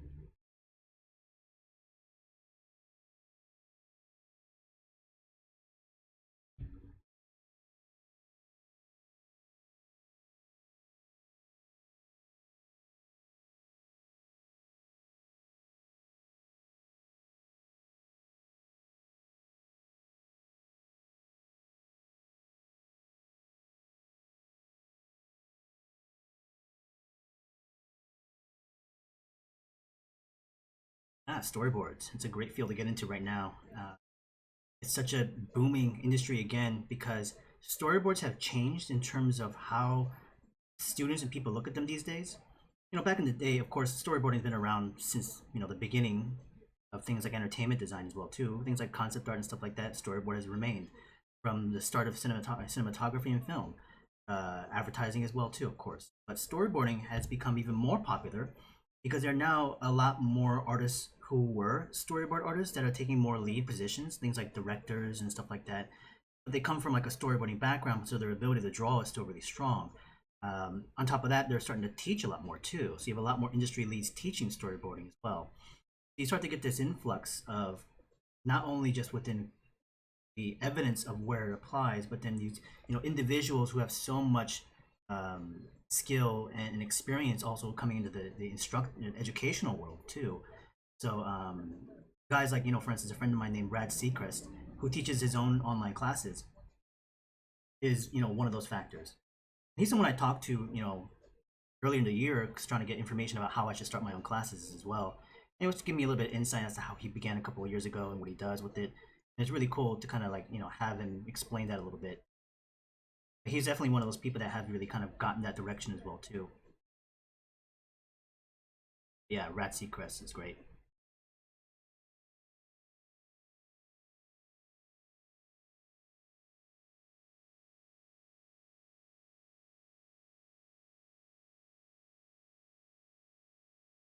When learning to draw, do you advise to draw a lot on easy drawings, like a lot of pictures, or one drawing that takes more time to draw? Both. It's more about the intention. What do you intend to do? If you intend to do sketches to study, maybe you do a lot of those. Maybe your intention is to focus on being able to capture light and shadow and surface details and apply your line work and hatching to a high, you know, refinement. You know, you need some time. But if you don't know what the hell you're doing, then you get lost into the drawing, and before you know it, you're doing stuff that you shouldn't be doing. So then you have to have a clear direction and idea, and you decide that earlier at the very beginning. Am I intending to do quick sketch studies on these shoes? No. Which is why obviously I will spend more time if I need to on it.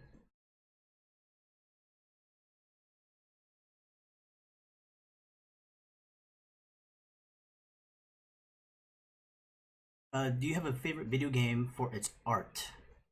Hmm. Probably earlier when I was in high school, I was super, I mean, as many people are, I was into the Yoji Shinkawa artwork, going into Metal Gear for Kojima and Konami. You know, things like that. The Enders, what is that, Zone of Enders series that he did, the mech one was also amazing. All the stuff he did for Metal Gear was incredible. And Yoji Shinkawa is still obviously prevalent in working with the Stranding series or whatever case. He was definitely an amazing artist looking at his art books back in like high school. I was really super into like military stuff as well. So not to say that I wasn't really into things like, you know, classical animes and fantasy kind of series like Final Fantasy. But Metal Gear left definitely a big impression on me when I was, you know, in my late teens, early 20s. Especially when I played the first Metal Gear Solid. I had a copy of Metal Gear on Nintendo, not the original one, but one of the sequels, which I played and was hard as hell. But then the Metal Gear Solid kind of established it for me.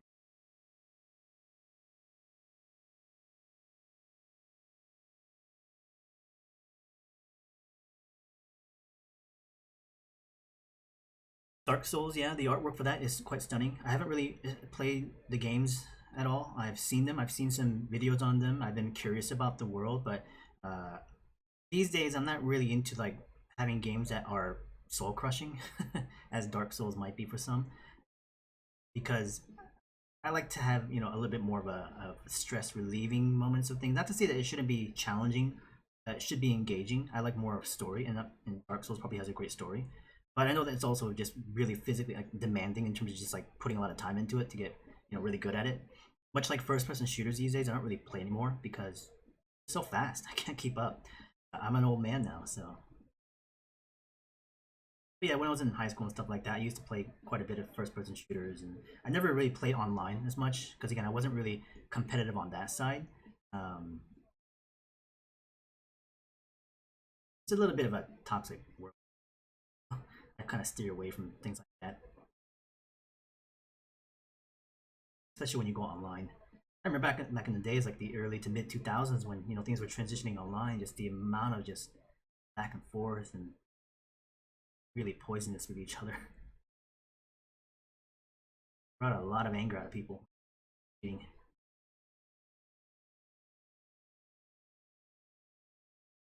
Favorite Metal Gear, I think, was gonna be Snake Eater, Metal Gear 3. I thought they really refined the gameplay for that to a very, very refined level. I like the story setting. Um, from there, Metal Gear Solid, first one from PlayStation, is the second one afterwards, and then Metal Gear 2, which I really liked, but when they transitioned to where you're focusing on Raiden was kind of whatever to me. And the recent ones that came out, Metal Gear 4 and then Phantom Pain were a lot of fun as well too. They were beautiful, but they just felt a little bit different to me. They lost a little bit of that what it was. It wasn't the same kind of impact for me as when it first started coming out. Probably very young, Dimitri.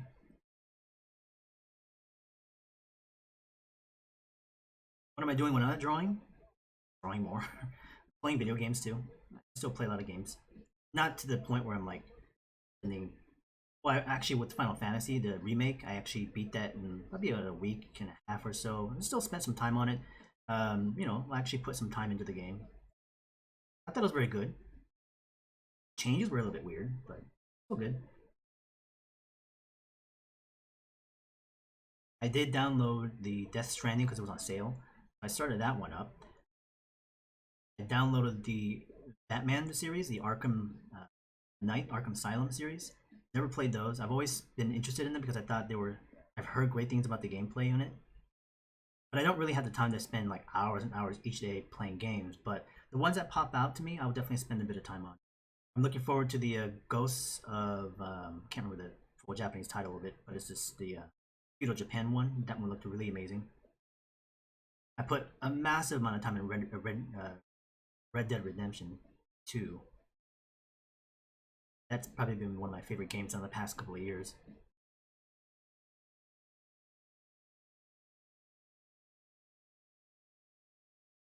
Game of Thrones was awesome in the beginning. Definitely towards the end of it, I do agree with most people. It kind of went a little bit quick, lost a little bit of its luster. I haven't read the books. But I do like a lot of the characters.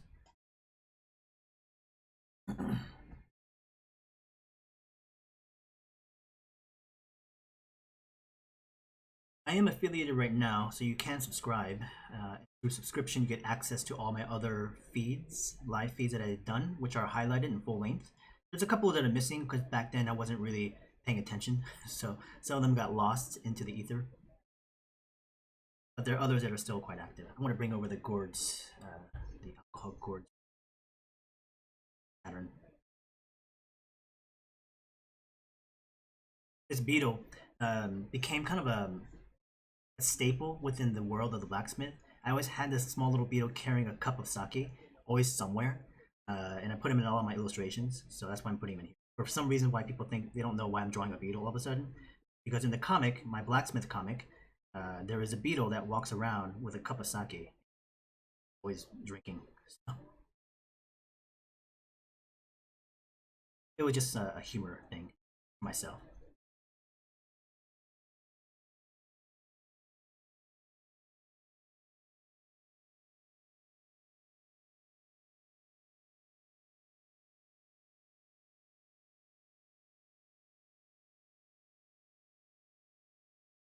Ghost of Tsushima. Yes, thank you. That's it. Do I do a lot of conventions? I do when they're happening. Well, not a lot, but I do some of the bigger staple ones like Comic Con in San Diego. I'll do just recently from last year the Lightbox Expo I did. I used to do CTN when it happened, you know, when it was in its heyday. I haven't done any of the shows. I've never done WonderCon. I would really like to attend or be a part of DesignerCon more. I was at DesignerCon last year at a table sitting with other people, another group called Plastic Cell, who makes these really awesome little figures. I was doing a painting demo last year for them. I would like to have, you know, my own, but I know it's really hard to get. Also, another show that I really enjoy is called Monster Palooza. It happens also in LA. One of my favorites. But that one probably won't be happening this year either, as all conventions and shows have been canceled.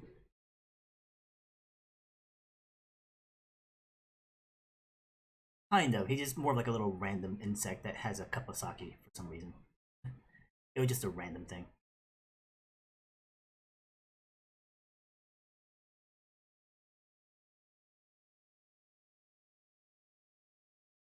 Westworld was pretty cool. The first season I liked. The second season, the one in like Japan, was kind of weird to me. This recent one, I'm not really watching.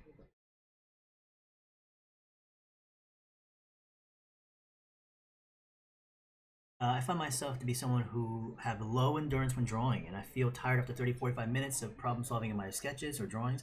Should it be a hindering aspect if I want to be an artist in the industry? Do you think it's something that can be improved over time? It will improve over time naturally to some degree, but you do have to bring in certain regiments and training exercises to build that endurance like anything else. I do agree that it's also very similar to kind of like a physical exercise. The more you actively do something and you press and bend that stress, you're able to then reinforce it and strengthen it. But you do have to be able to go back and forth to it. You obviously just can't go to the point where you break. Then obviously, you know, you gotta heal and recoup and you burn out. So bending it and stressing it is a big aspect to learning. So being put into positions that are challenging is a part. Being in classes, right? And then also trying things that are out of your comfort zone also is another part of it. So how do you recoup and refresh? Drawing things that you enjoy, you know, going to things that are comfortable, things that you've done before, comfort zones, right? So those are places where you can definitely go back and just kind of rejuvenate a little bit, where it doesn't take as much thinking and problem solving. But when you then go into something that does require that, hopefully you'll have the energy kind of rejuvenated to do so. That's what I would suggest.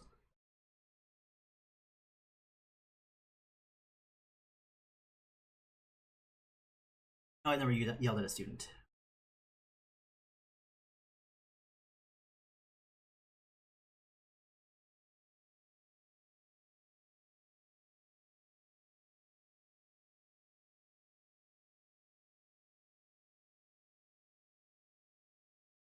Any teaching speaking tips online included? Get very familiar to your subject matter and also to your teaching process, which requires you to obviously jot down your own notes, curriculum.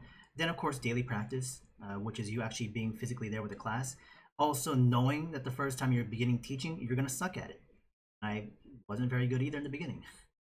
So it took me 10 years to get to where I am now. 10 years.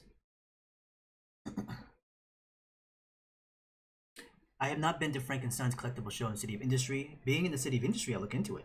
And especially when things open up a bit more, maybe by next year, I'll highly, I guess, research it more into it and see what it's about. I like conventions and shows in general, just to even attend them. Again, like I said, I'm a collector. I like buying things, toys and figures and artwork, whatever the case is. So, if anything, I should probably not attend because I'm trying to find ways to not spend money on that kind of stuff anymore.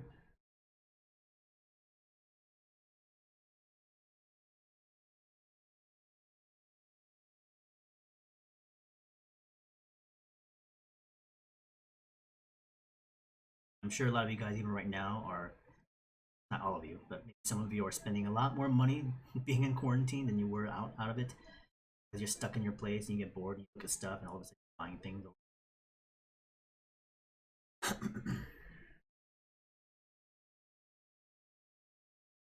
don't think I've ever had any misbehaving students. They're not children that I teach are adults. If you're acting or misbehaving as a student and you're coming in at 18 and plus, then that's quite embarrassing in itself. So I don't need to say anything.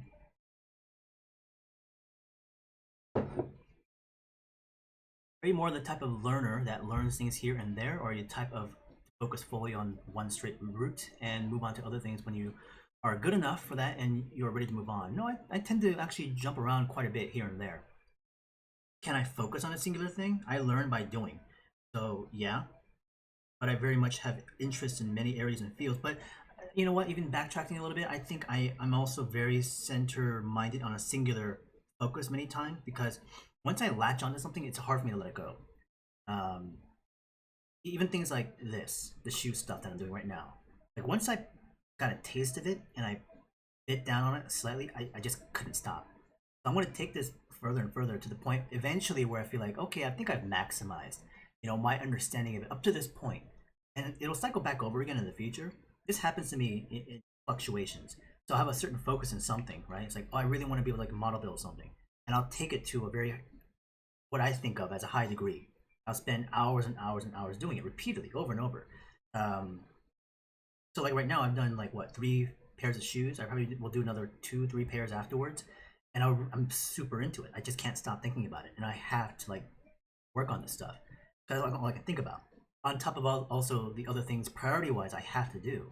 But this is my personal interest, and when I have something I'm learning for myself or doing for myself, I latch on and I don't let go. So even things like when I'm working out, like the gym stuff, when I was physically active, you know, after, this is like back in 2000, maybe I don't know, 10 to about 2016, for about a 6-year period, I was working out intensively, and once I got into it, I was like really into it. Pushed my body to the level that I never thought I could.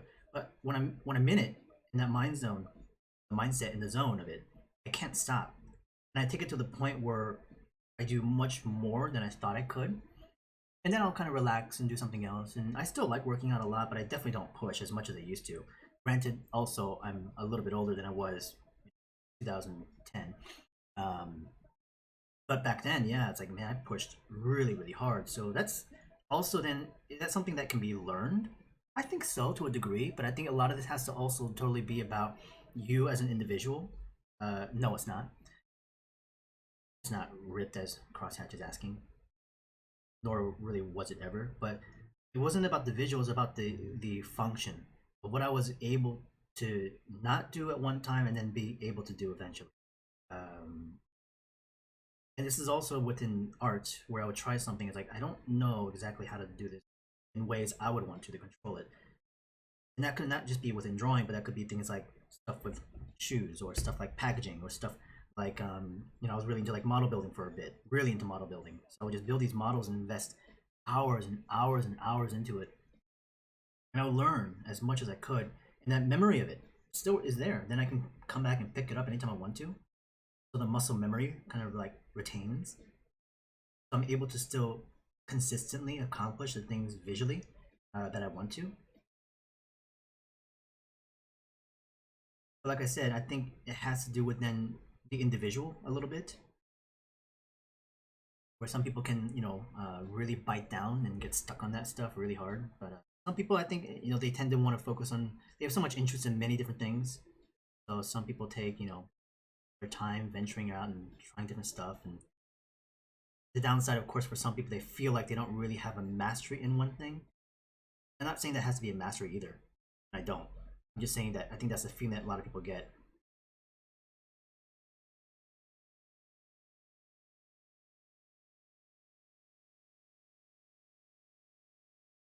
A lot of it is just line weight control, understanding where light is coming from, and being able to put in line weight in certain areas, and an emergence from that part from it.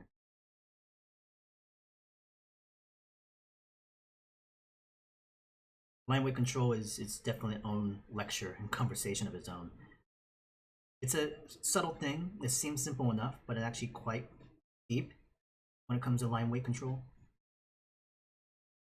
which maybe at some point in the future, maybe we'll cover that, or at least I'll do a little bit of it. No real compositional tips. It's more just like research is really more important about composition. Research through, in my opinion, cinematography.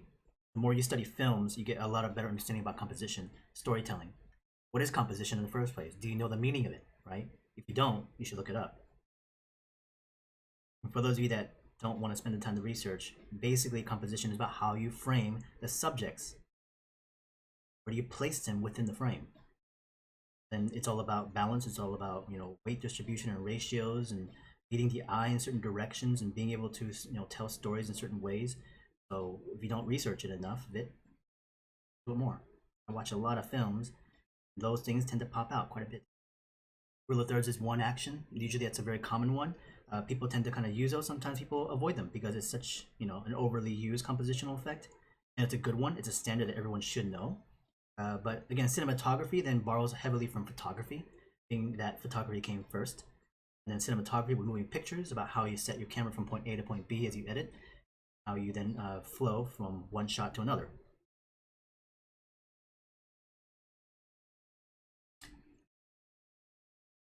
Appreciate that. New Zealand is a place I love. I visited it a couple times in the last couple of years. First time was back in 2010. After my mentor passed away, I just did a trip to New Zealand. Met a good friend out there who was a tattoo artist, Tongan guy. Gave me my tattoo on my chest after I visited the first time. Then I went back in 2012. No, 2017 maybe. It was more than a couple years after 2012.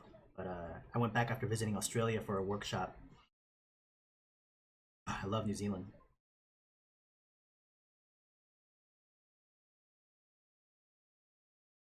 Yes, it hurt. It was on my chest, and on the sternum is where it hurt the most because there's the bone right there. And it was about an 8-hour session, one sitting, full chest plate. And this is before I had to fly out to the US for a 10-hour or more than a 10-hour flight.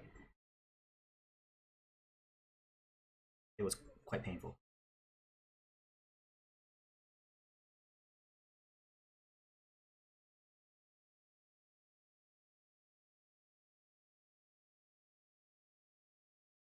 Do you have any art idols you look up to and aspire to grow towards? Yeah, one of them is definitely one artist I used to imitate heavily when I was younger was Katsuya Terada, and I mentioned him a couple of times. Terada is, you know, one of my favorites in terms of some of his aesthetics, which is why the Monkey King is very much influenced by what he's done before in the past. And I won't deny that because he is a very big influence on my work. Especially the way he does line work and hatching, and back in the day when he used to paint on Painter a lot, which I still think he does. I used to use Painter a lot as well too. Corel Painter.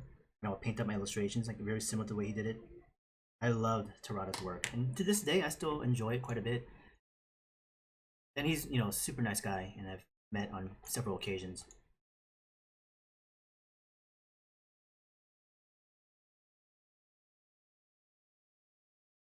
I don't design my own tats. The tattoos that I get are, you know, are actually from a certain culture in New Zealand, the Maori people, and it's a Polynesian style of tattoo work. It's a little bit touchy. I don't get tattoo work that, you know, I don't just create it because it obviously is culturally very sensitive. So the tattoo artists I work with um, are the tattoo artists that are from that respective country, or they've studied it heavily and they've been trained to do it, and they're the ones that create the designs for me. So getting to know the individual, we spend time just having a conversation, and they get to know who I am and what I do. And the tattoo art I got on my chest, you know, in 2010, I spent a week with my tattoo artist. Literally, I stayed with him. I went to go visit New Zealand, and he reached out to me saying, "I want to learn how to draw." He enjoyed what I did, and I said, "If I'm ever out in New Zealand, I'll teach you." So in 2010, I flew out in May, and I knocked on his door. I showed up, and I stayed with him and his family for 10 days. And during the daytime, I would travel New Zealand. This is in the south side, South Island, and Christchurch is where I stayed. I just stayed with his family, and I just rented a car and drove around. Nighttime, I would have dinner with him, and we sit and draw. We talk about sketching and drawing, and I would train him a couple things, and that was again a 10-day period. At the end of it is when he tattooed my chest. So we did an exchange of skill essentially. So that's how I got that piece. But it's from New Zealand, the Maori people. So it has certain elements of storytelling within it where each shape means something, and I can't decide that. He does. So I didn't get tapped. It was just with a gun.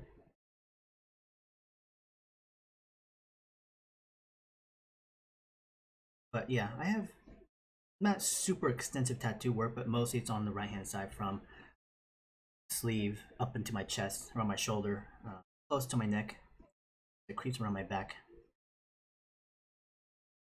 And every tattoo has a meaning, a story, a name. And the only reason why I get more, if I get more tattoo work is because I want to say something about it. But it's been a long time since I've been tattooed.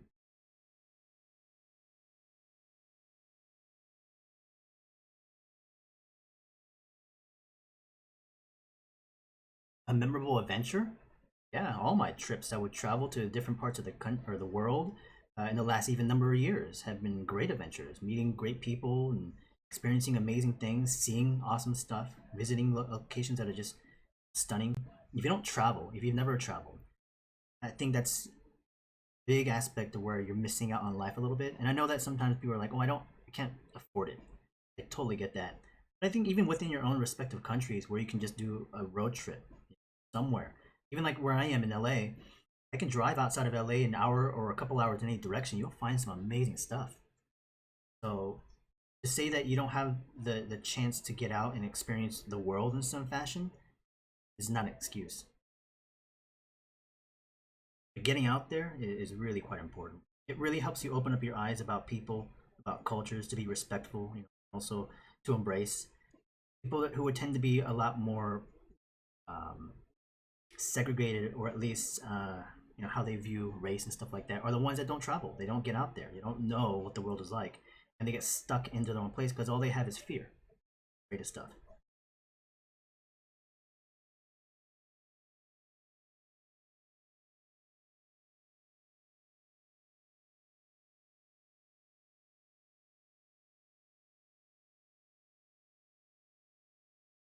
Does drawing become easy after you become a professional artist? No.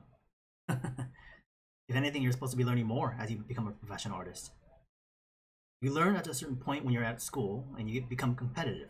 But then when you're on the job, you're dealing with people that have been working in the industry for decades. You'll learn a lot more. But do you want it to be easy or extremely hard? You don't want it to be easy, but you don't want it to be extremely hard to the point where it's hurting you mentally or physically. So balance is very much the key. But you got to be aware of when you start to get comfortable and when you start to have this daily routine where you don't really think about it anymore. It doesn't mean that some people don't want that. Some people definitely enjoy that or want that kind of world where it's a day in, day out routine that's just a comfortable life and that's it. Nothing wrong with that.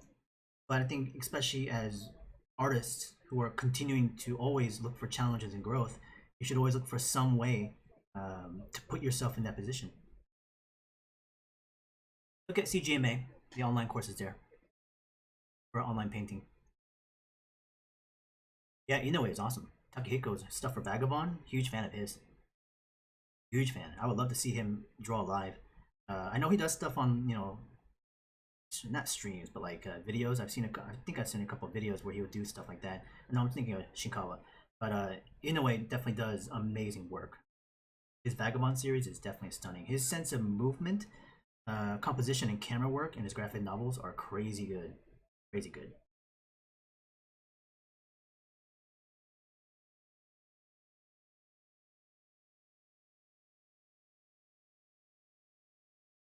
I consider going to schoolism? No.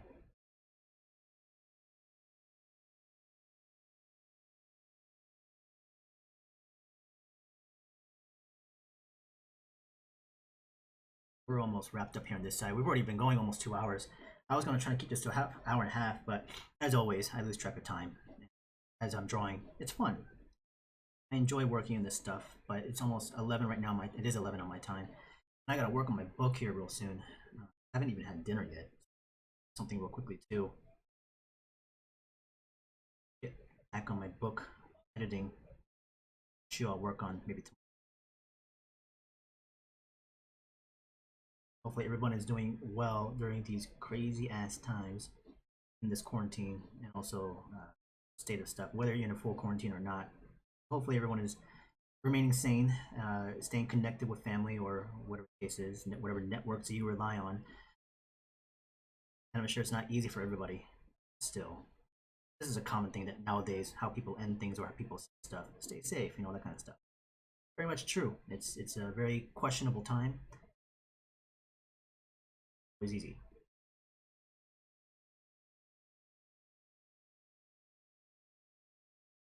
Favorite live action film? I think I mentioned this earlier when somebody asked about 80s films. I actually really like Conan the Barbarian. I like that movie a lot.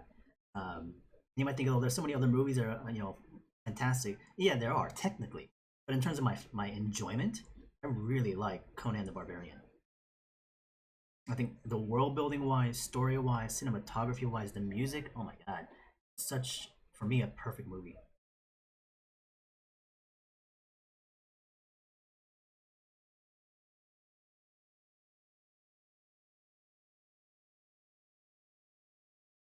Tetsuya Torada. Thank you, Horace Hatch. What was a when what and when was the last big breakthrough and understanding you had as an artist?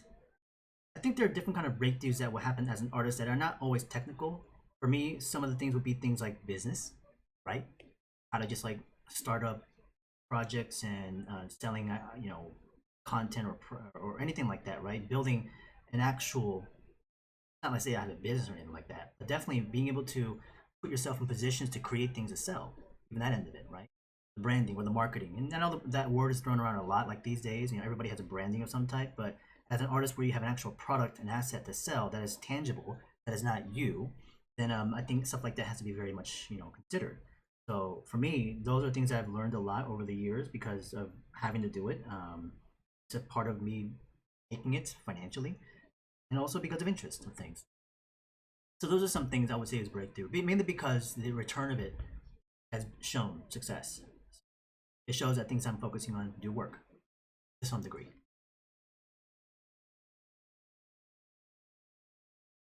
I did watch the remake and it was so bad.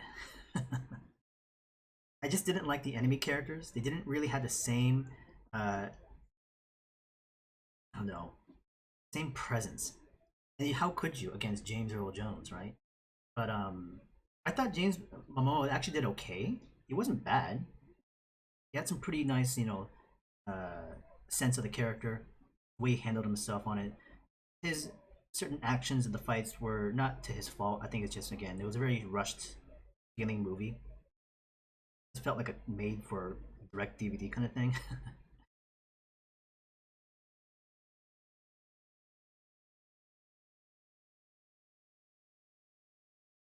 I'm actually not that familiar with the death, fortunately.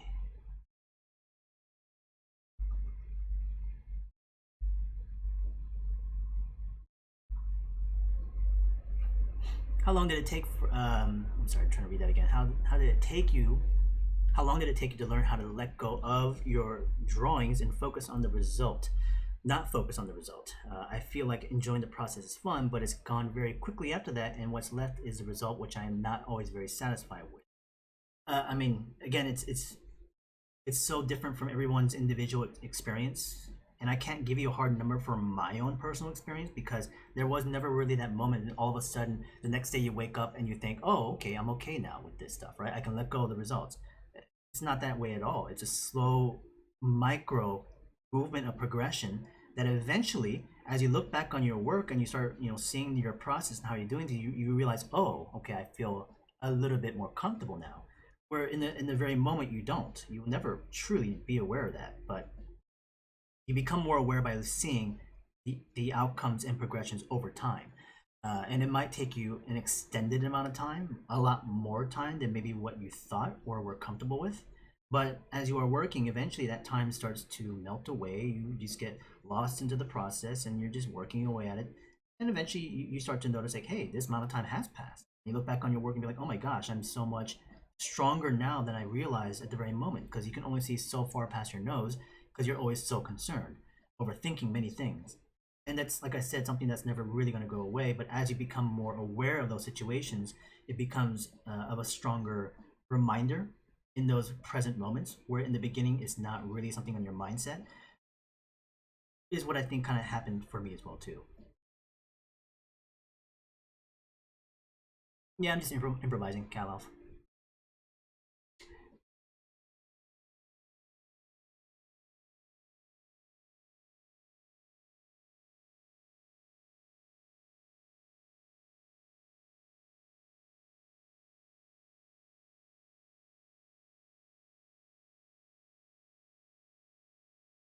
All right, I think we're pretty much there. I just have this last toe box piece, which I'll put something on there later on. Um, these are small little gourds, like the classical Asian gourds they would make to contain alcohol. I might put a couple of those up here too. People who grew up with, martial arts films and stuff like that will probably become very familiar with it. Especially like the Drunken Master was a huge part of it when Jackie Chan did that. The gourds are very, very iconic.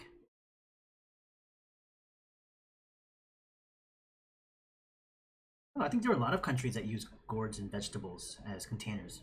I think definitely in parts of Asia. I'm not sure about like the Middle East. I'm not sure about in Europe.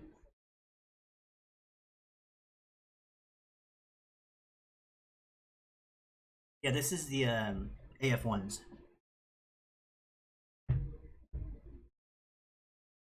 These ones, this is the high tops, and this has that blue dark color. The other one that I had was a gray, but I couldn't find any one of those. The ink is waterproof, but I mean the shoes are pretty cool. They're great for drawing on because of all the white. Cost wise, they're not too bad. $100 a pair.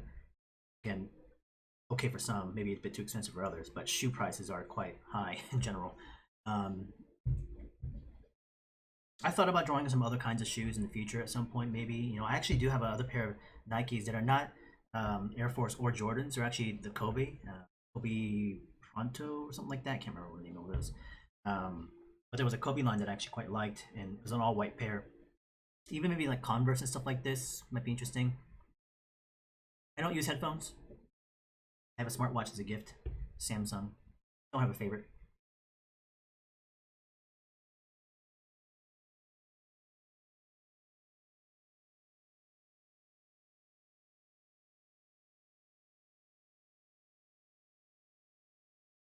Yeah, parts of Northeast Asia. Okay.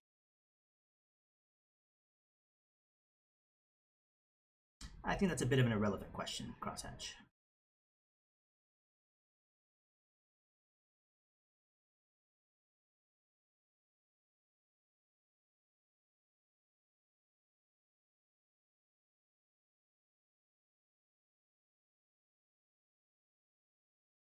I think we're almost wrapped up here. Well, absolutely. Doesn't mean I'm going to answer it.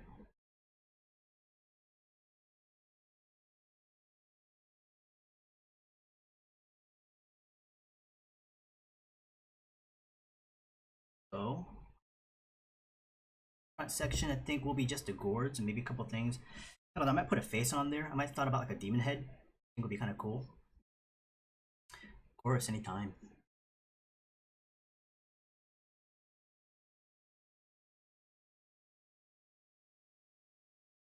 Dimitri Superboss. I never heard of them. I have to research that. Not quite sure. No, not for this one. This one is going to be kept black and white. I had a couple friends who were saying, "Oh, leave some of your shoes black and white."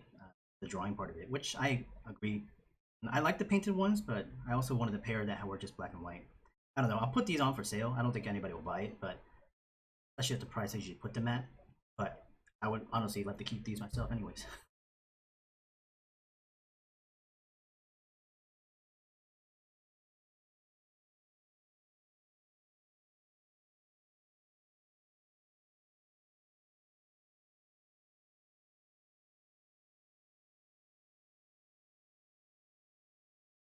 I think the other pair that I'm going to plan on is going to be a pair of Kobe shoes. Is going to be color with water acrylics on those, the leather paints.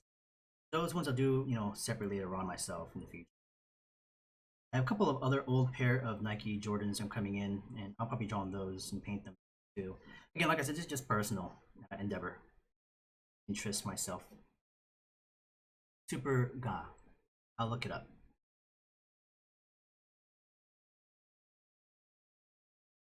Certainly will. I don't know exactly what I'm going to eat. At this point, it's going to be hard to order in something. It's too late. But so we have the Monkey King side, Beetle side.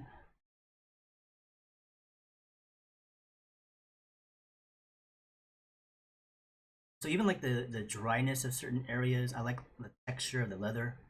This is just that, again, the Pigma FB. It has that really fine brush on it, very flexible, and it works really well on the surface.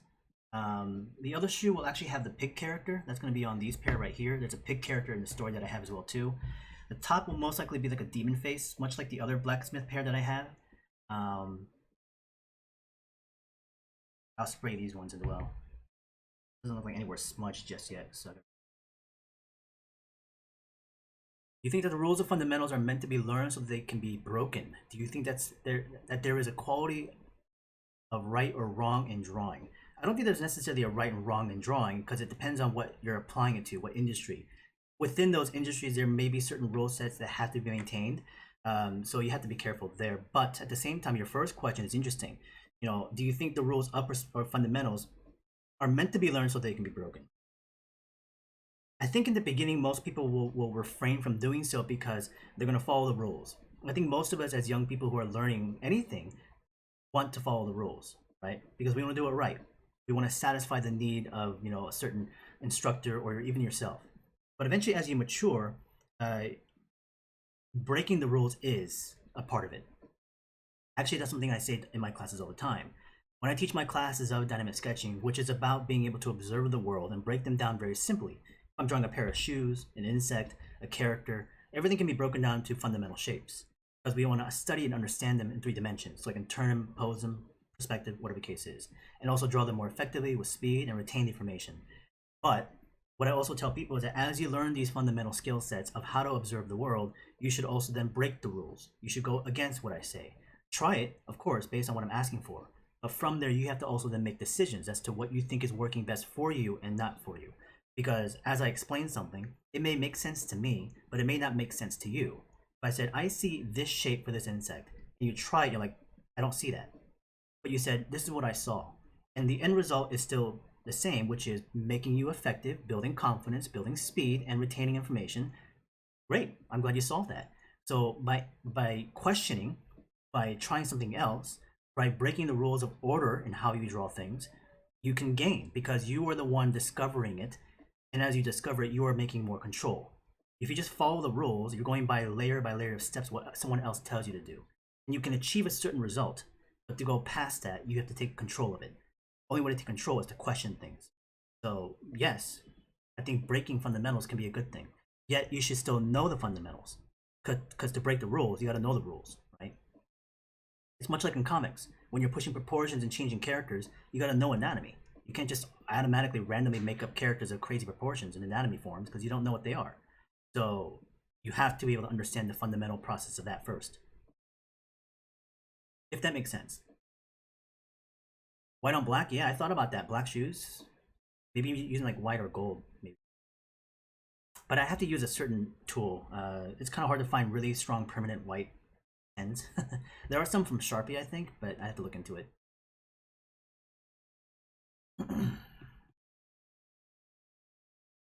The spray that I use is the Krylon matte finish. This is just the matte spray just to secure it, which I'm going to spray this one next.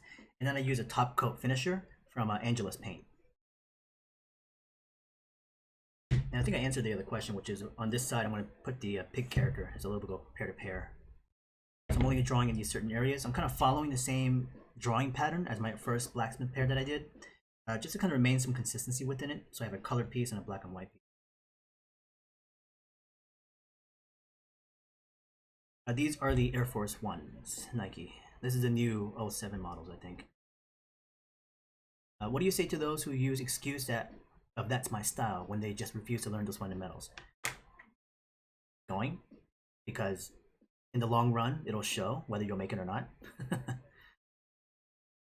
And I'm not here to save people.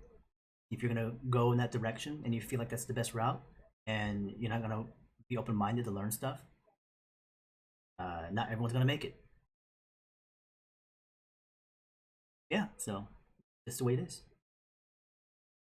Anyways, any last couple questions, comments, thoughts, I wouldn't mind answering, but at this point, hopefully you guys got a little bit of something out of this 2-hour session. For those of you that are interested in rewatching this again, I might post up this particular stream on YouTube.